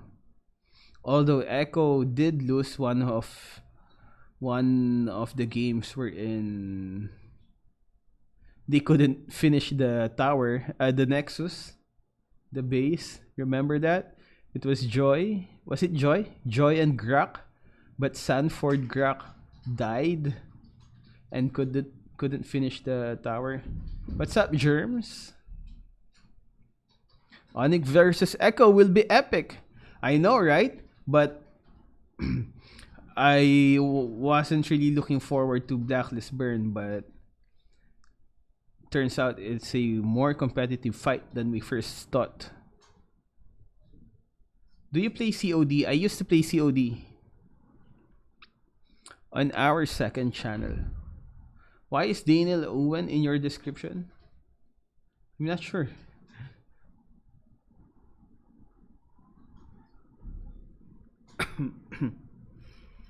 Yo, how many more minutes before the next game?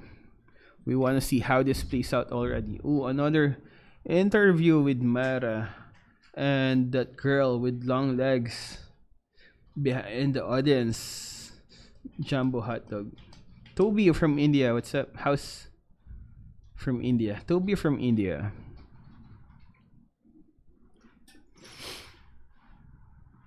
Want to listen to the interview? I'm just looking at those legs. Yeah, let's check out the interview.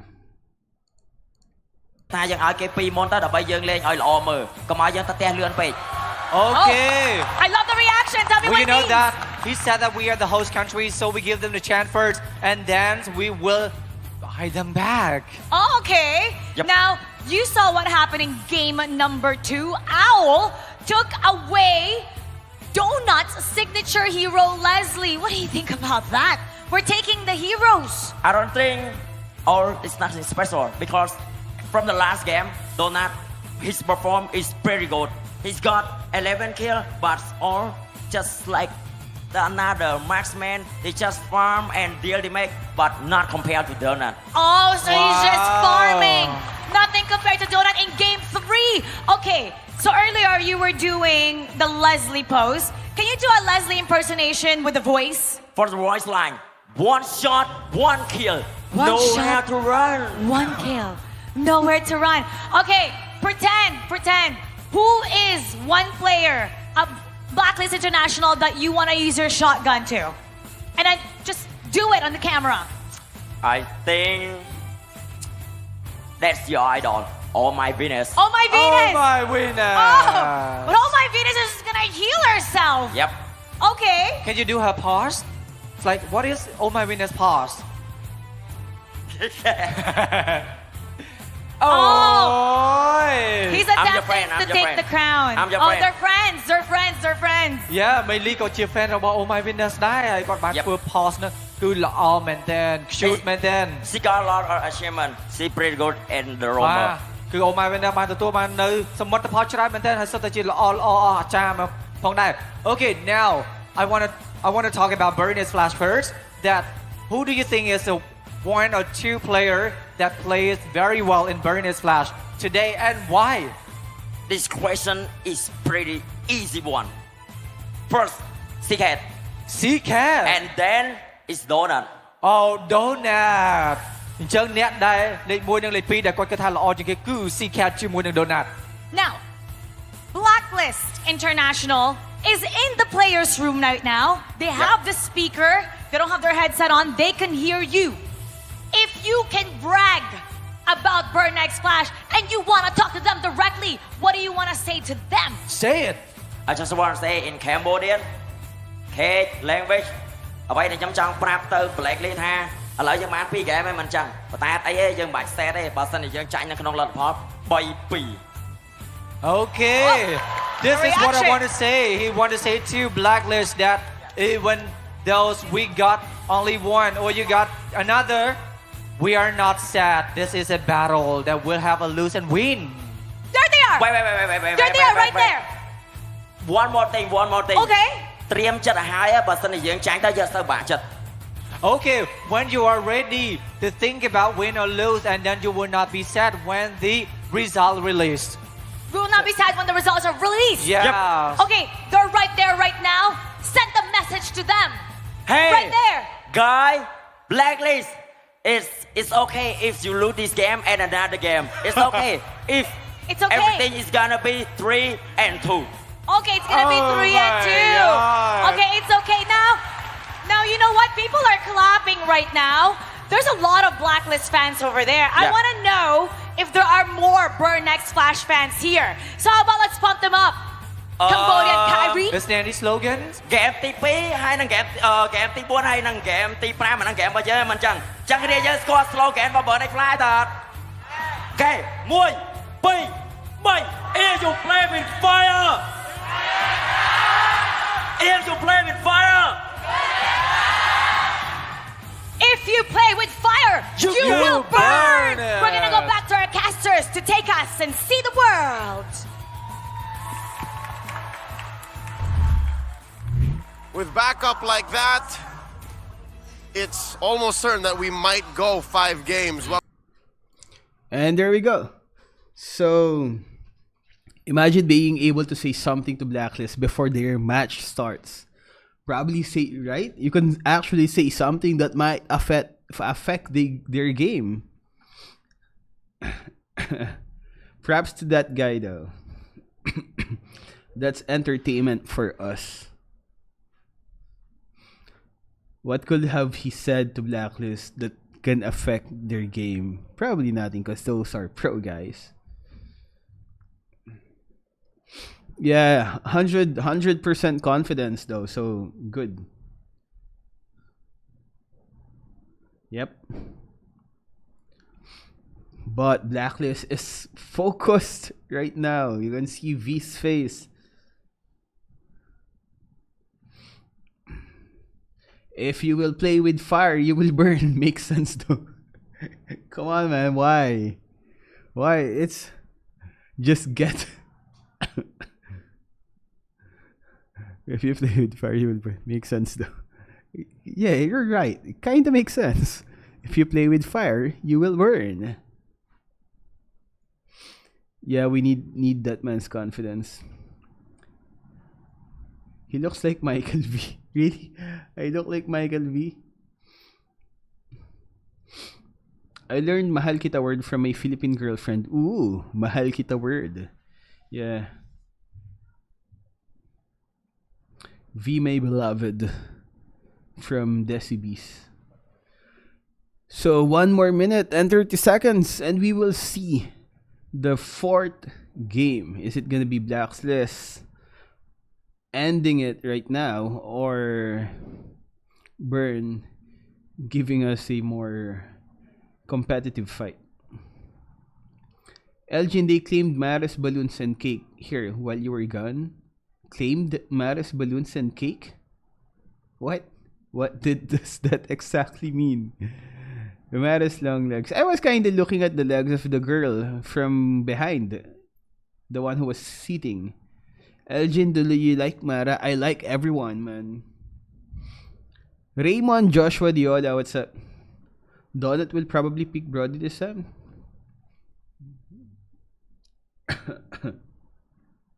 Zaire Pierre. What? Make a video on ban rate and pick in this MC. Oh, probably sure, Kryptonite, because we usually do that. We do that the kind of video on ranked games. Maybe we can do that as well in this MSC. I am not sure if we will actually do it though, because you have to remember that the pick rates and ban rates is going to be different when you're playing a 5-man team as opposed when you're only doing solo queues or duos. So if you're a 5-man team, the whole game kinda becomes different. The ban rate and pick rates. Do you think you should be buffed? Link should be buffed because, well, oh wait, we're gonna shut up for now and check out the draft pick, guys. Let's go. Joy taken out this time around. So I like this. Just the same, Agent Zero is as big a threat as the Queen. I super duper love this because typically you go Frederick, they allow Joy, then they pick up the glue. Eventually they found out, okay, we run away with a Joy pick in or Joy counter as the glue in the previous games. Might not happen once again. So I think Frederick as Burner's Flash hero. Technically speaking, we have seen the pattern, right? It's just going to be back and forth, and the losers will take side. If Burnex Flash manages to win with this Fredrin pick, Blacklist International gets to choose in Game 5 that they want to be in the first pick. Nova Val! Nova Val, I think. It should be. Novaria for Nova sure. and Val. Valentina, maybe they third pick it and maybe pick up Arlet. So maybe Arlet, Novaria for Blacklist. But between those 3 heroes, there's really not much that they will change up. Yep, and I think if I read the situation right, glue is also just as important for Burnex Flash. There's the Novaria. Will they wait for the Val? Are they going to pull the trigger here? Akai. Yep. They want to immediately snag that Akai up before Burnex Flash eventually bans that out. They want to ensure that they still have that tough front line that Wise is used to. I think you still pick up. I think Valentina's value now is so much greater for Burnex Flash. So much, yes. You get the heavy spin. You counter the Wise's heavy spin with your own. That means that Chima on the Fredrin will have a free pass to those neutral objectives. And let's not forget about the fact that if the Valentina is picked up by Burnex Flash, then the Astral Echo will help with the Appraisal's Wrath. That's also true. Small AoE to make it even more impactful. Oh, immediately. Natalia against the Novaria. And you know why they have the pass for this? Because they know that the backshot will not be picked up. Now, what do you pick for Oh My Venus in this scenario? You still have the Paramis and pick up. Leslie's not an option. Maybe you just go back to Beatrix here for Owl. Beatrix or maybe a Brody. Is a safe pick. Brody as well, but do they want to just pick up a Rafaela? I don't think so. I don't think That's so a in the first classic. phase, but it could come out in the second phase, right? Because up against Natalia, once again, you can just open up the map freely on the Rafaela, providing support and good mobility to the team as well. Brody. Brody. Honestly, Minotaur is not that much, not that bad of an option for Blacklist International, so that may be banned out as well from Burn X Slash. I don't know if is anybody else like picking up the Hylos and recently. Nope. I don't think Nope. so. Not for a long time. I would love to see Hylos, not gonna lie. We've slowed down on debut picks. Okay. All right. Very well. Thank you so much, Leo, for grounding us once again. I want to see it. But just the same, when it's down the wire like this, Yep. I'm not so sure how willing Coach Midge and Skyzy are. Yep. You always look for vision if you're going up against Natalia. Novaria is there, but Novaria is an easy, it's food, I would say, for the Natalia. Honestly, speaking about vision, I thought that they would have went for a Leslie since they want the vision. But either way, Shema on the home ground advantage. He says, yeah, I think the fans are like power for us to play here because this is our home. Just like the buff, they are the buff. Yep. By the way, Farmis is still open for Blacklist International. Yes, that's open. Okay, As a roamer. As a roamer, that's Or right. even as, you can switch it up even. Yep. It's actually decent going up against Natalia because at least you have vision. And also because of the fact that when you pop your ultimate, the Natalia is going to be put in an awkward spot wherein he cannot burst down heroes. Yep. It's very important to cancel that combo from the Natalia, so that could be an option for Blacklist. They pick Lapu-Lapu. Wow. One of the comforts. I thought that it will be Burn X Slash eventually to take it out. This is a very smart move from Blacklist International. I love it. It's a great pick here to deny a pick as well from the XP lane with the Arlet, Joy, Glue, banned away. Oh, let's go Esmeralda, please, Burn X Slash. Esmeralda? That's the way to go. Brody, Navaria, and the Akai. They can or they can pivot. I really don't imagine, I really can't imagine them going for the Esmeralda here. What about a Uranus? Uranus. That's also good. Or just a Yu Zong to dive into the back, to dive into Navaria and Brody. Find the Navaria, find the Brody. Yeah, again, Ripple mentioned yesterday the Brody's okay. Yeah, Brody's okay. More or less of a follow-up, but do they need that follow-up from the side of Yuzong? The answer is yes for them. They want to pick that out. Yep. They've gone for the Claude as well for more of that jump style. They are able to play for the team fight. They can go all the way to the back lines. They want to bring down Brody and the Navaria. Jumpstyle is a Brazilian MLBB pro player. But yes, they want to dive in. This is a very dive-heavy comp coming in from Burn X Flash. But now, ball's in the other court. Lolita, perhaps? It's What up about to Matilda? Matilda in this game. With the Akai as well? Yeah, there's a lot of vision. I do like it. There's a lot of setup. Actually, I do like it as well. Being able to guiding win yourself out of the out of reach of the Natalia. This could be a treat coming in just to close up the series. like Another that. debut pick. What? Okay, Kagura, Navaria. Debut is a pick just debut as pick. well. Yep. Just as well. Wow, Omaivin is so comfortable on the Novaria in Rome this time. And yeah, you are going to be playing the Kagura. Yep. It's a way for you to burst down the Natalia. It's a one-shot combo as well. And even if you get silenced, you just have to wait for a little bit. You retract your umbrella, you have shields, and then you pop your Yunyang overturn, you're going to be A-okay. Here we go, folks. One more game. And just as close as Blacklist is to that grand finals, the Cambodian crowd fires up even more. They know that dire straits are coming. They know that this is inevitable. They know that they're underdogs going up against the powerhouse that is Blacklist International as we head into the Land of Dawn. Potentially the last game in this series. Potentially Burn X Flash's last chance to once more reset and make it to Game 5. Is it a Game 5? It'll all be decided here in the Land of Dawn for game number 4 between Burn X Flash versus Blacklist International. Who is in match point? To Mobile Legends. Okay, so if you look at Burn X Flash, for them to win it back, Chamastu set up, as well as CCAT, but D7, the power pick on the Natalia, first phase for Burn X Flash, is it enough? So right off the bat, we're looking at Blacklist International with the mage heading down to the bottom lane. This is the initial rotation that we have seen, and this is what they would do in order to get all 4 of them level 4. Yeah, I'm sorry to nerd out here, but I was thinking that Natalia can do that. Look at the infinite he's doing. He's gonna disrupt Wise's jungle pattern. His jungle pattern is mostly going down, going from the orange down to the purple. So this is mostly going down to the southern side. But once that is done, he'll eventually make his way to the northern side, and that is where he will be able to get his level 4. Otherwise, he will need to wait a little bit more time before he can eventually get that. So good. I mean, they did not pick the Natalia just for the sake of countering the Novaria. They actually have a plan against Blacklist. I mean, they also found and knew that, yes, Wise is doing this from top to bottom, just from the single jungle creep that is available, that is closest to the first tier defense turret in the middle. All the information is out there. No heavy spin anymore. But still no Petrify for ATM. Still, massive ultimate that's not available for Blacklist. If Chama chooses a time to, pop off with his retreat, now is the best time to do so. Blacklist with match point, they need it. This is the last hope for the Cambodians. It is all about disciplined play from the side of Blacklist International. It's either they would want to keep the Natalia in the main team fights and use Novaria as this bait, or do they just want to find a way to unlock Brody?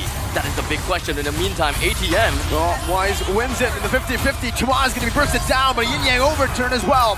ATM still surviving. Venus not able to connect right there. C-Cat steals it with a heavy spin to disengage. D7 unable to find an opening in that skirmish. First turtle going down to Blacklist International. Oh my god. You see, Edward just knows his job so well. The reason why Wise was able to win the 50-50 is, without the heavy spin, is because of Edward. The stun connects. And he knows that Chima will eventually be showing himself. He didn't even have to use the flicker for that play. That is how good Edward was. Let's see what they do here in the second minute of the game. What does Burning Flash need to find at this point, at this stage, to turn it around? Because Blacklist, now with the Kagura, with a Brody, with a Lapu, the snowball potential is massive.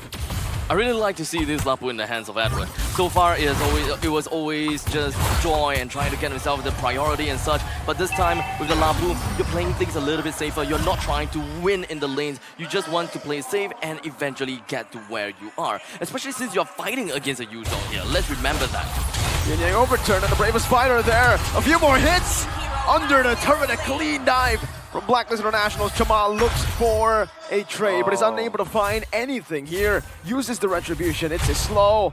That is it. It's not advisable for him to stay in here. They need to give the farm to Yu Zhang. And already Blacklist International are leading by 1,000 gold. That's all of those mini moves that Blacklist International have been able to do allows them to get a massive lead with just a 2-0. You see, Wise utilize the heavy spin just to take out and steal that orange buff. That was a massive play for Blacklist, and now they have so much of an opening in the early stages.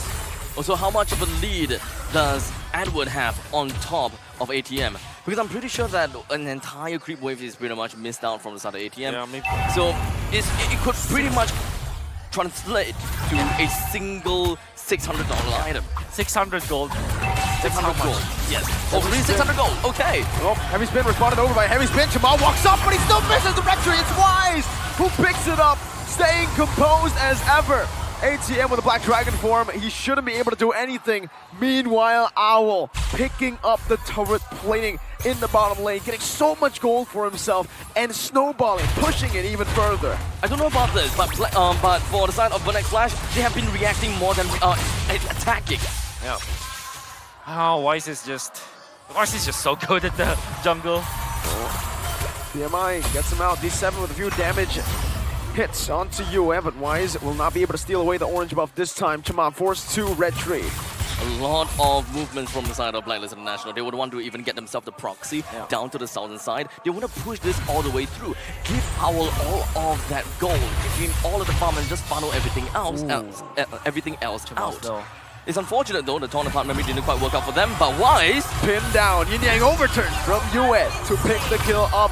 Blacklist just rolling in this game. 2,600 gold lead. No stopping Blacklist for now. That's a free turret down in the bottom lane. So it only makes sense for ATM to try to go for a counter, to want to find the counter value all the way up to the top lane. The Wise is playing the side of the jungle that should belong to Burnix Flash. It's like vertical jungling, isn't it? Vertical jungling. Not even just vertical jungling. It's like literally just taking everything that he wanted. It's a square jungle. It's a square jungle. No, the entire jungle is just his. Jungle. It's just his map. Wise is just owned this game. And by the way, this is not the first time. I think all 4 games that we saw this game, Wise was just phenomenal. Even in the game that they lost, as the Baksha, he was 3-0-3 in the first 5 minutes. That's how active he was. And now he's 2-0 or 0-0-2. I mean, out of the 3 kills that they have in the first 6 minutes, leading by a lot when it comes to AXP. He's level 9 while Chimaz is level 8. With the turtle spawned up, the entirety of Blacklist International wants to get themselves the total priority. They're hanging around the riverbed and they're just waiting for the perfect time. Opening up all these rushes. Oh my Venus, even with the Astro Echo. He did manage to find one, but Burnex Flash, it seems like they understood where they stand. They understood that they cannot possibly take this away from the hands of Wise. Otherwise, the gap widens. 3 turtles, the gap is as wide as it can be for Blacklist in the 7th minute of the game. Owl is also snowballed. D7's trying to get some vision here, but he's actually going to be read out by Venus. Some damage placed down, but D7 caught in the bad spot. Now Owl as well. This should just be a free kill over. There's nowhere to run. D7 has been taken out. I don't know about this. This Natalia play is very different from what we have seen against the RSG. It haven't really been producing much results. Yeah, well, this is because it was a 3rd pick, Natalia. And all they had to do was to pick up Lapu Lapu. Lapu Lapu, not gonna be concerned. Has a ton of armor or physical damage defense. You have the Brody that's unported by the Natalia. Probably just tunnel vision onto just bringing Oh My Venus down. That's just how much respect that they have for Oh My Venus's the Novaria. To get it. That's why I felt like the like ATM's Yuzhong might not be the case. Because the thing with Natalia, if you want to pick up the Natalia, somebody always has to stay in lane. Yuzhong don't want to do that. You want a team fight afterwards, right? You want to get a kill. You need something like a sustain. Like, yeah, Uranus, your Esmeralda, perhaps the Joy at a certain point. Heroes that stay in lane. So that everybody else will be busy, you'll have your shot at clearing out some, getting a pick-off, perhaps. But D7 wanders around. He's trying to look for these small little opportunities that is presented to him. Now, even if they have the Natalia, they don't have the control of the river. He can kill, technically speaking, once he has got an item and once they have got return lead, right? They should be able to get himself the kill onto the Kagura, being one of the biggest problems in the team. Look at a Yin Yang overturn. What can he do to D7? Well, he can burst him down. That's clear right now. Don't think D7 has enough resources to do anything against the back line of Blacklist International, but ATM very deep in enemy territory right now, using the Fierce Dive defensively, and he just practically isolates himself. The Petrify comes through. ATM's doing some damage. CCat with a flicker in, but it's miscommunication. No one was there to follow it up. CCat burned his flicker for nothing.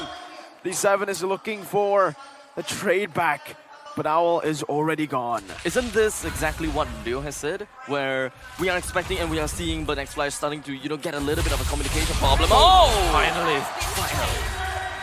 There's one back. Burner finally on the board. Chima looking for an opening here onto the Lord, but it does seems like Blacklist International should be able to take this for free. No contest whatsoever. Burn put their resources up top. Donut isn't even able to go for a trade. It's Blacklist with a free Lord. Blacklist is just keeping to their code.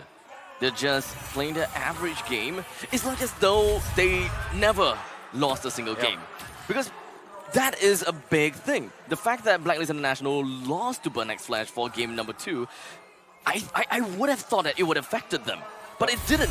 They're still calm, they're still composed, and they're still disciplined. Wise with a heavy spin, trying to buy some time or trying to open up some space. Owl, turn apart memory. Does it get him? No. Chima is able to escape. Barely almost gets him. Did Natalia get hit by the Astral Echo? No, he didn't. Utilize it. All the same, you can see Blacklist International just owning the map. Wise taking away the buff once again. Utilizing the Lord so that the lanes will naturally push. And then they will take out the mid lane turret. Gonna be moving into the middle. It's gonna be difficult for Burn X Flash to defend. This is a it feels very much of a front to back from the side of Burn X Flash, right? The way that they have played. They want to target over to the back lines, but in the meantime, they just doesn't seem like they have the confidence to do so. They probably understood that if they were to jump into the back lines, the entirety of Blacklist just crumbles and collapses on them. But shouldn't that be the value that we should be looking out for? Try to find a couple of traits like between ATM for someone else. That's the death should make sense. Yeah. Unfortunately, they decided to go for this Yuzhong and they haven't been utilizing it. Like what they did in game number 3, where the real world manipulation just doesn't really connect to benefit the Burn X Flash members. This time they're not team fighting. They're losing the steam. Yeah. It's like they're running out of charcoal or coal, rather. For sure. And it's just not pumping. Well, didn't spot D7 there, but finally does now. Skill 2 in front, first skill, that's the ultimate. Smoke screen for D7, Wise comes down, gets them, CCAT isn't in time. Getting overturn, barely connects. Venus almost just took CCAT down. Absolutely uncharacteristic to see a marksman chasing after an assassin. ATM now with the Black Dragon form, Owl within the nature. With a wind chant, Pop able to escape. No heavy spin this time for Blacklist International as Donut is still clearing it out in the mid lane. And we still have 30 seconds left until the Lord comes out. Yeah, but then again, there's really no team fight for the side of Burn X Flash. I mean, we're looking at a 6,000 goal lead in favor of Blacklist International. What kind of possibility can Burn X Flash look out for? Because they do have Natalia. They can find trades. Maybe, but they will have to wait for Donut to reach a maximum items. I don't think if you place this correctly, he will not be bursted out by the. By this Yin Yang overturn perhaps, or maybe by Owl. Then rely on D7.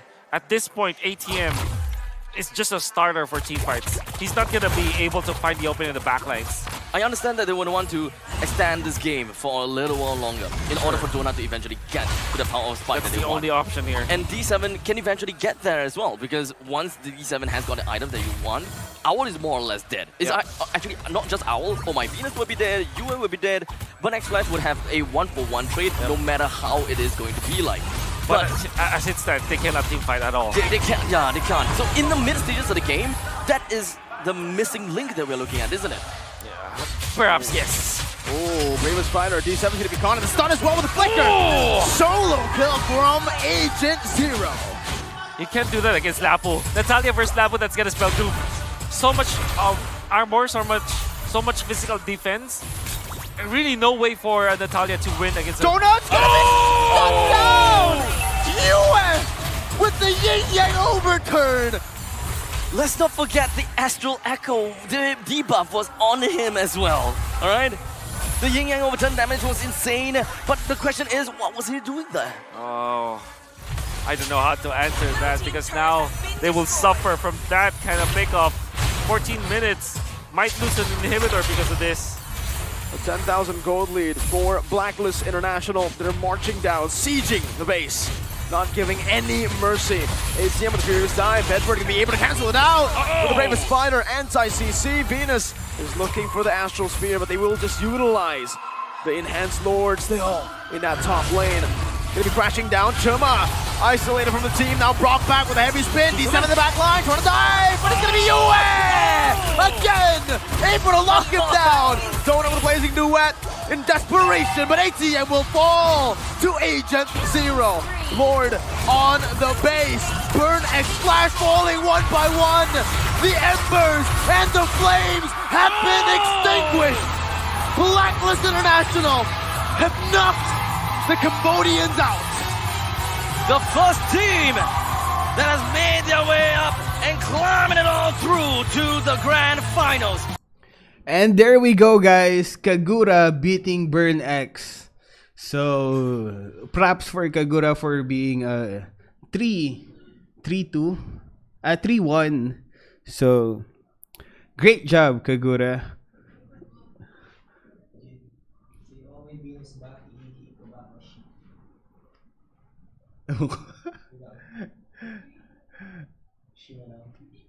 Oo, Shimo na lang.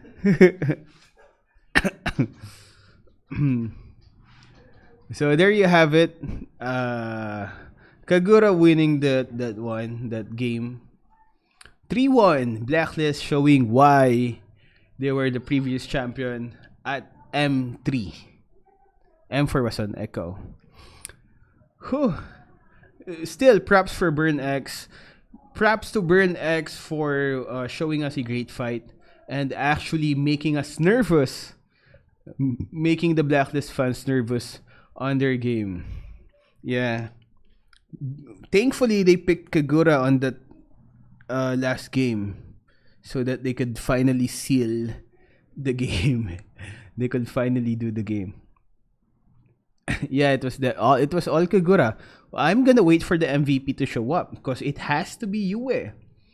You can see Yue chasing down Natalia.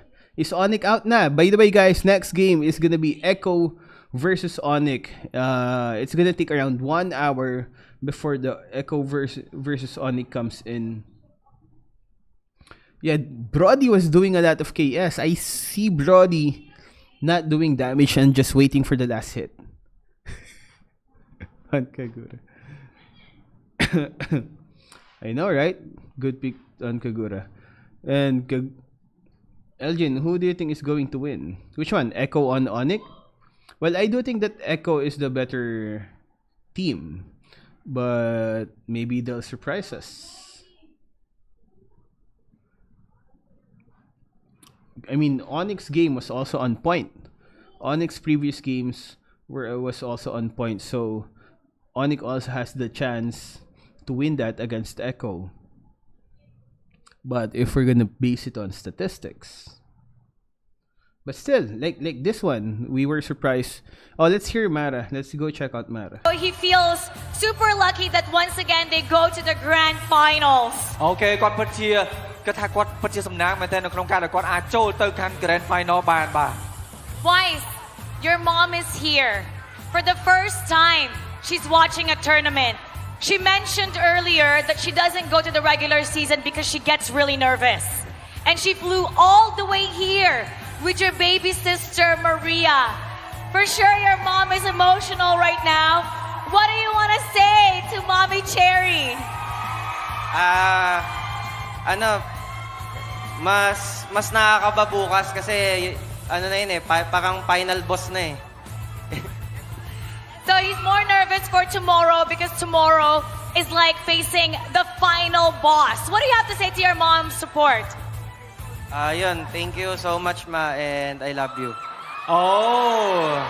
យើងឃើញហើយអ្នកទាំងអស់គ្នានៅពេលដែល Blacklist ទទួលបានជ័យជំនះគាត់នឹងជួបជាមួយនឹងក្រុមដែលខ្លាំងមែនទែនដែលមានដូចជា Onyx ក៏ដូចជា Philippines របស់គាត់ផ្ទាល់តែម្ដងគឺ Echo អញ្ចឹងហើយតើគាត់កាន់តែមានអារម្មណ៍ថាក្តុកក្តួលហើយការសងសឹកនឹងចាប់ផ្ដើមនៅពេលថ្ងៃស្អែកនេះផងដែរគាត់អរគុណទៅដល់ fan របស់ Philippines ក៏ដូចជាម៉ាក់គាត់ដែលបានមកគាំទ្រគាត់តាំងពី Philippines មកដល់កម្ពុជាផងដែរបាទ Okay, so my question is that how do you think and is there any opinion about the Burn Slash because Burn Slash at least win one battle and how do you think about it and what is the stylish and strategy of it? How do you think about the Burn Slash? Is there any opinion about them? Yeah, they are really good and I think this is the best form of Burn X Splash and I think if they continue, we will see them at M5. Wow! គាត់ថា Burn Slash របស់យើងបានរីកចម្រើនខ្លាំងមែនទែនហើយក៏ជាដៃគូមួយដែលខ្លាំងផងដែរបើសិនជា Burn Slash របស់យើងខំប្រឹងកាន់តែខ្លាំងជាងនេះទៀតគាត់នឹងជួបជាមួយនឹង Burn Slash នៅក្នុង M5 ផងដែរនៅប្រទេស Philippines Manila. And this question now is for Venus. V, you're always impressing us. It's the first time that we got to see Navaria as roamer for MSC. Other people used Navaria before and actually Burn X Flash picked Natalia to counter that. But you were able to make it successful. What is it about the things that you do that no matter what heroes you pick, you were able to make it work like Navaria as roamer? Ang ganda kasi niya eh. Ang lakas niya maka-barbie and sobrang nagustuhan ko talaga yung ano niya, yung itsura niya, at the same time yung playstyle niya. So Navaria is really beautiful, and Venus liked the look and also the play style of Navaria. Oh, a lot of people are going to be using Navaria in the rank for sure. Okay, ដោយសារតា Oh My Witness គាត់បាន pick Navara I'm sorry Navara as a rumor and គាត់ថាគាត់ hero មួយហ្នឹងគឺពិតជាស្រស់ស្អាតមែនទែនហើយមិនថា hero ណាទេឲ្យតា Oh My Witness គាត់បានយកមកគឺគាត់ kill បានទាំងអស់តែម្ដងនេះពិតជាអស្ចារ្យមែនទែនបាទ Now Yue, I don't know if you heard the crowd earlier. After game number 1 and then game number 3, they said you were a beast. Halimaw, kumbaga. Even when the opponent was using glue, usually glues are very tanky, but when you use your Valentina, you really made it work. What is it about you that you're not getting nervous in the international stage and you're really shining for Blacklist International? Nilalaro ko lang dapat yung dapat kong laruin, tsaka binibigay ko yung best ko sa every game namin. He's just playing his best and giving it his all for all the games that he's putting in. Okay មិនថាធ្វើយ៉ាងណាទេគ្រាន់តែលេងឲ្យអស់ពីលទ្ធភាពដែលអ្នកទាំងអស់គ្នាអាចធ្វើទៅបាននេះហើយគឺជាការលេងមួយដែលល្អបំផុតហើយអាចទទួលបាននូវជ័យជំនះផងដែរបាទ All right, here we go. This is the question. Tomorrow, you will figure out if it's going to be Echo or Onyx. We want to know who you want to match up against. Who does Blacklist pick? If you have a choice. Al, Edward, you can take the mic, or Venus. Can it be Philippine versus Philippine? Kahit sino na sa kanila, kasi katulad nga ng sinabi ni Wires, sila yung better team kumpara sa amin. And I think mag-agree naman yung lahat. So, ready na kaming maduro sa finals. Yeah. Oh, wow. Venus is saying that either one of them they're fine with because Venus thinks that they're a better team. Those two are better than Blacklist International. So whoever they'll meet in the grand finals, they're really happy with. Wow, thank you, Venus. And now once again. បាទយើងឃើញថាទោះបីជាគាត់បានជួបជាមួយនឹង Onyx ក៏ដូចជា Philippines របស់គាត់ផ្ទាល់ក៏ដោយគឺ Echo គាត់ថាមិនថាអ្នកណាមួយគឺសិតតែខ្លាំងដូចគ្នាហើយគាត់នឹងខំព្យាយាមឲ្យអស់ពីលទ្ធភាពនៅក្នុងការទទួលបាននូវជ័យជំនះនៅក្នុងថ្ងៃស្អែកផងដែរបាទ Who do you guys think the MVP is?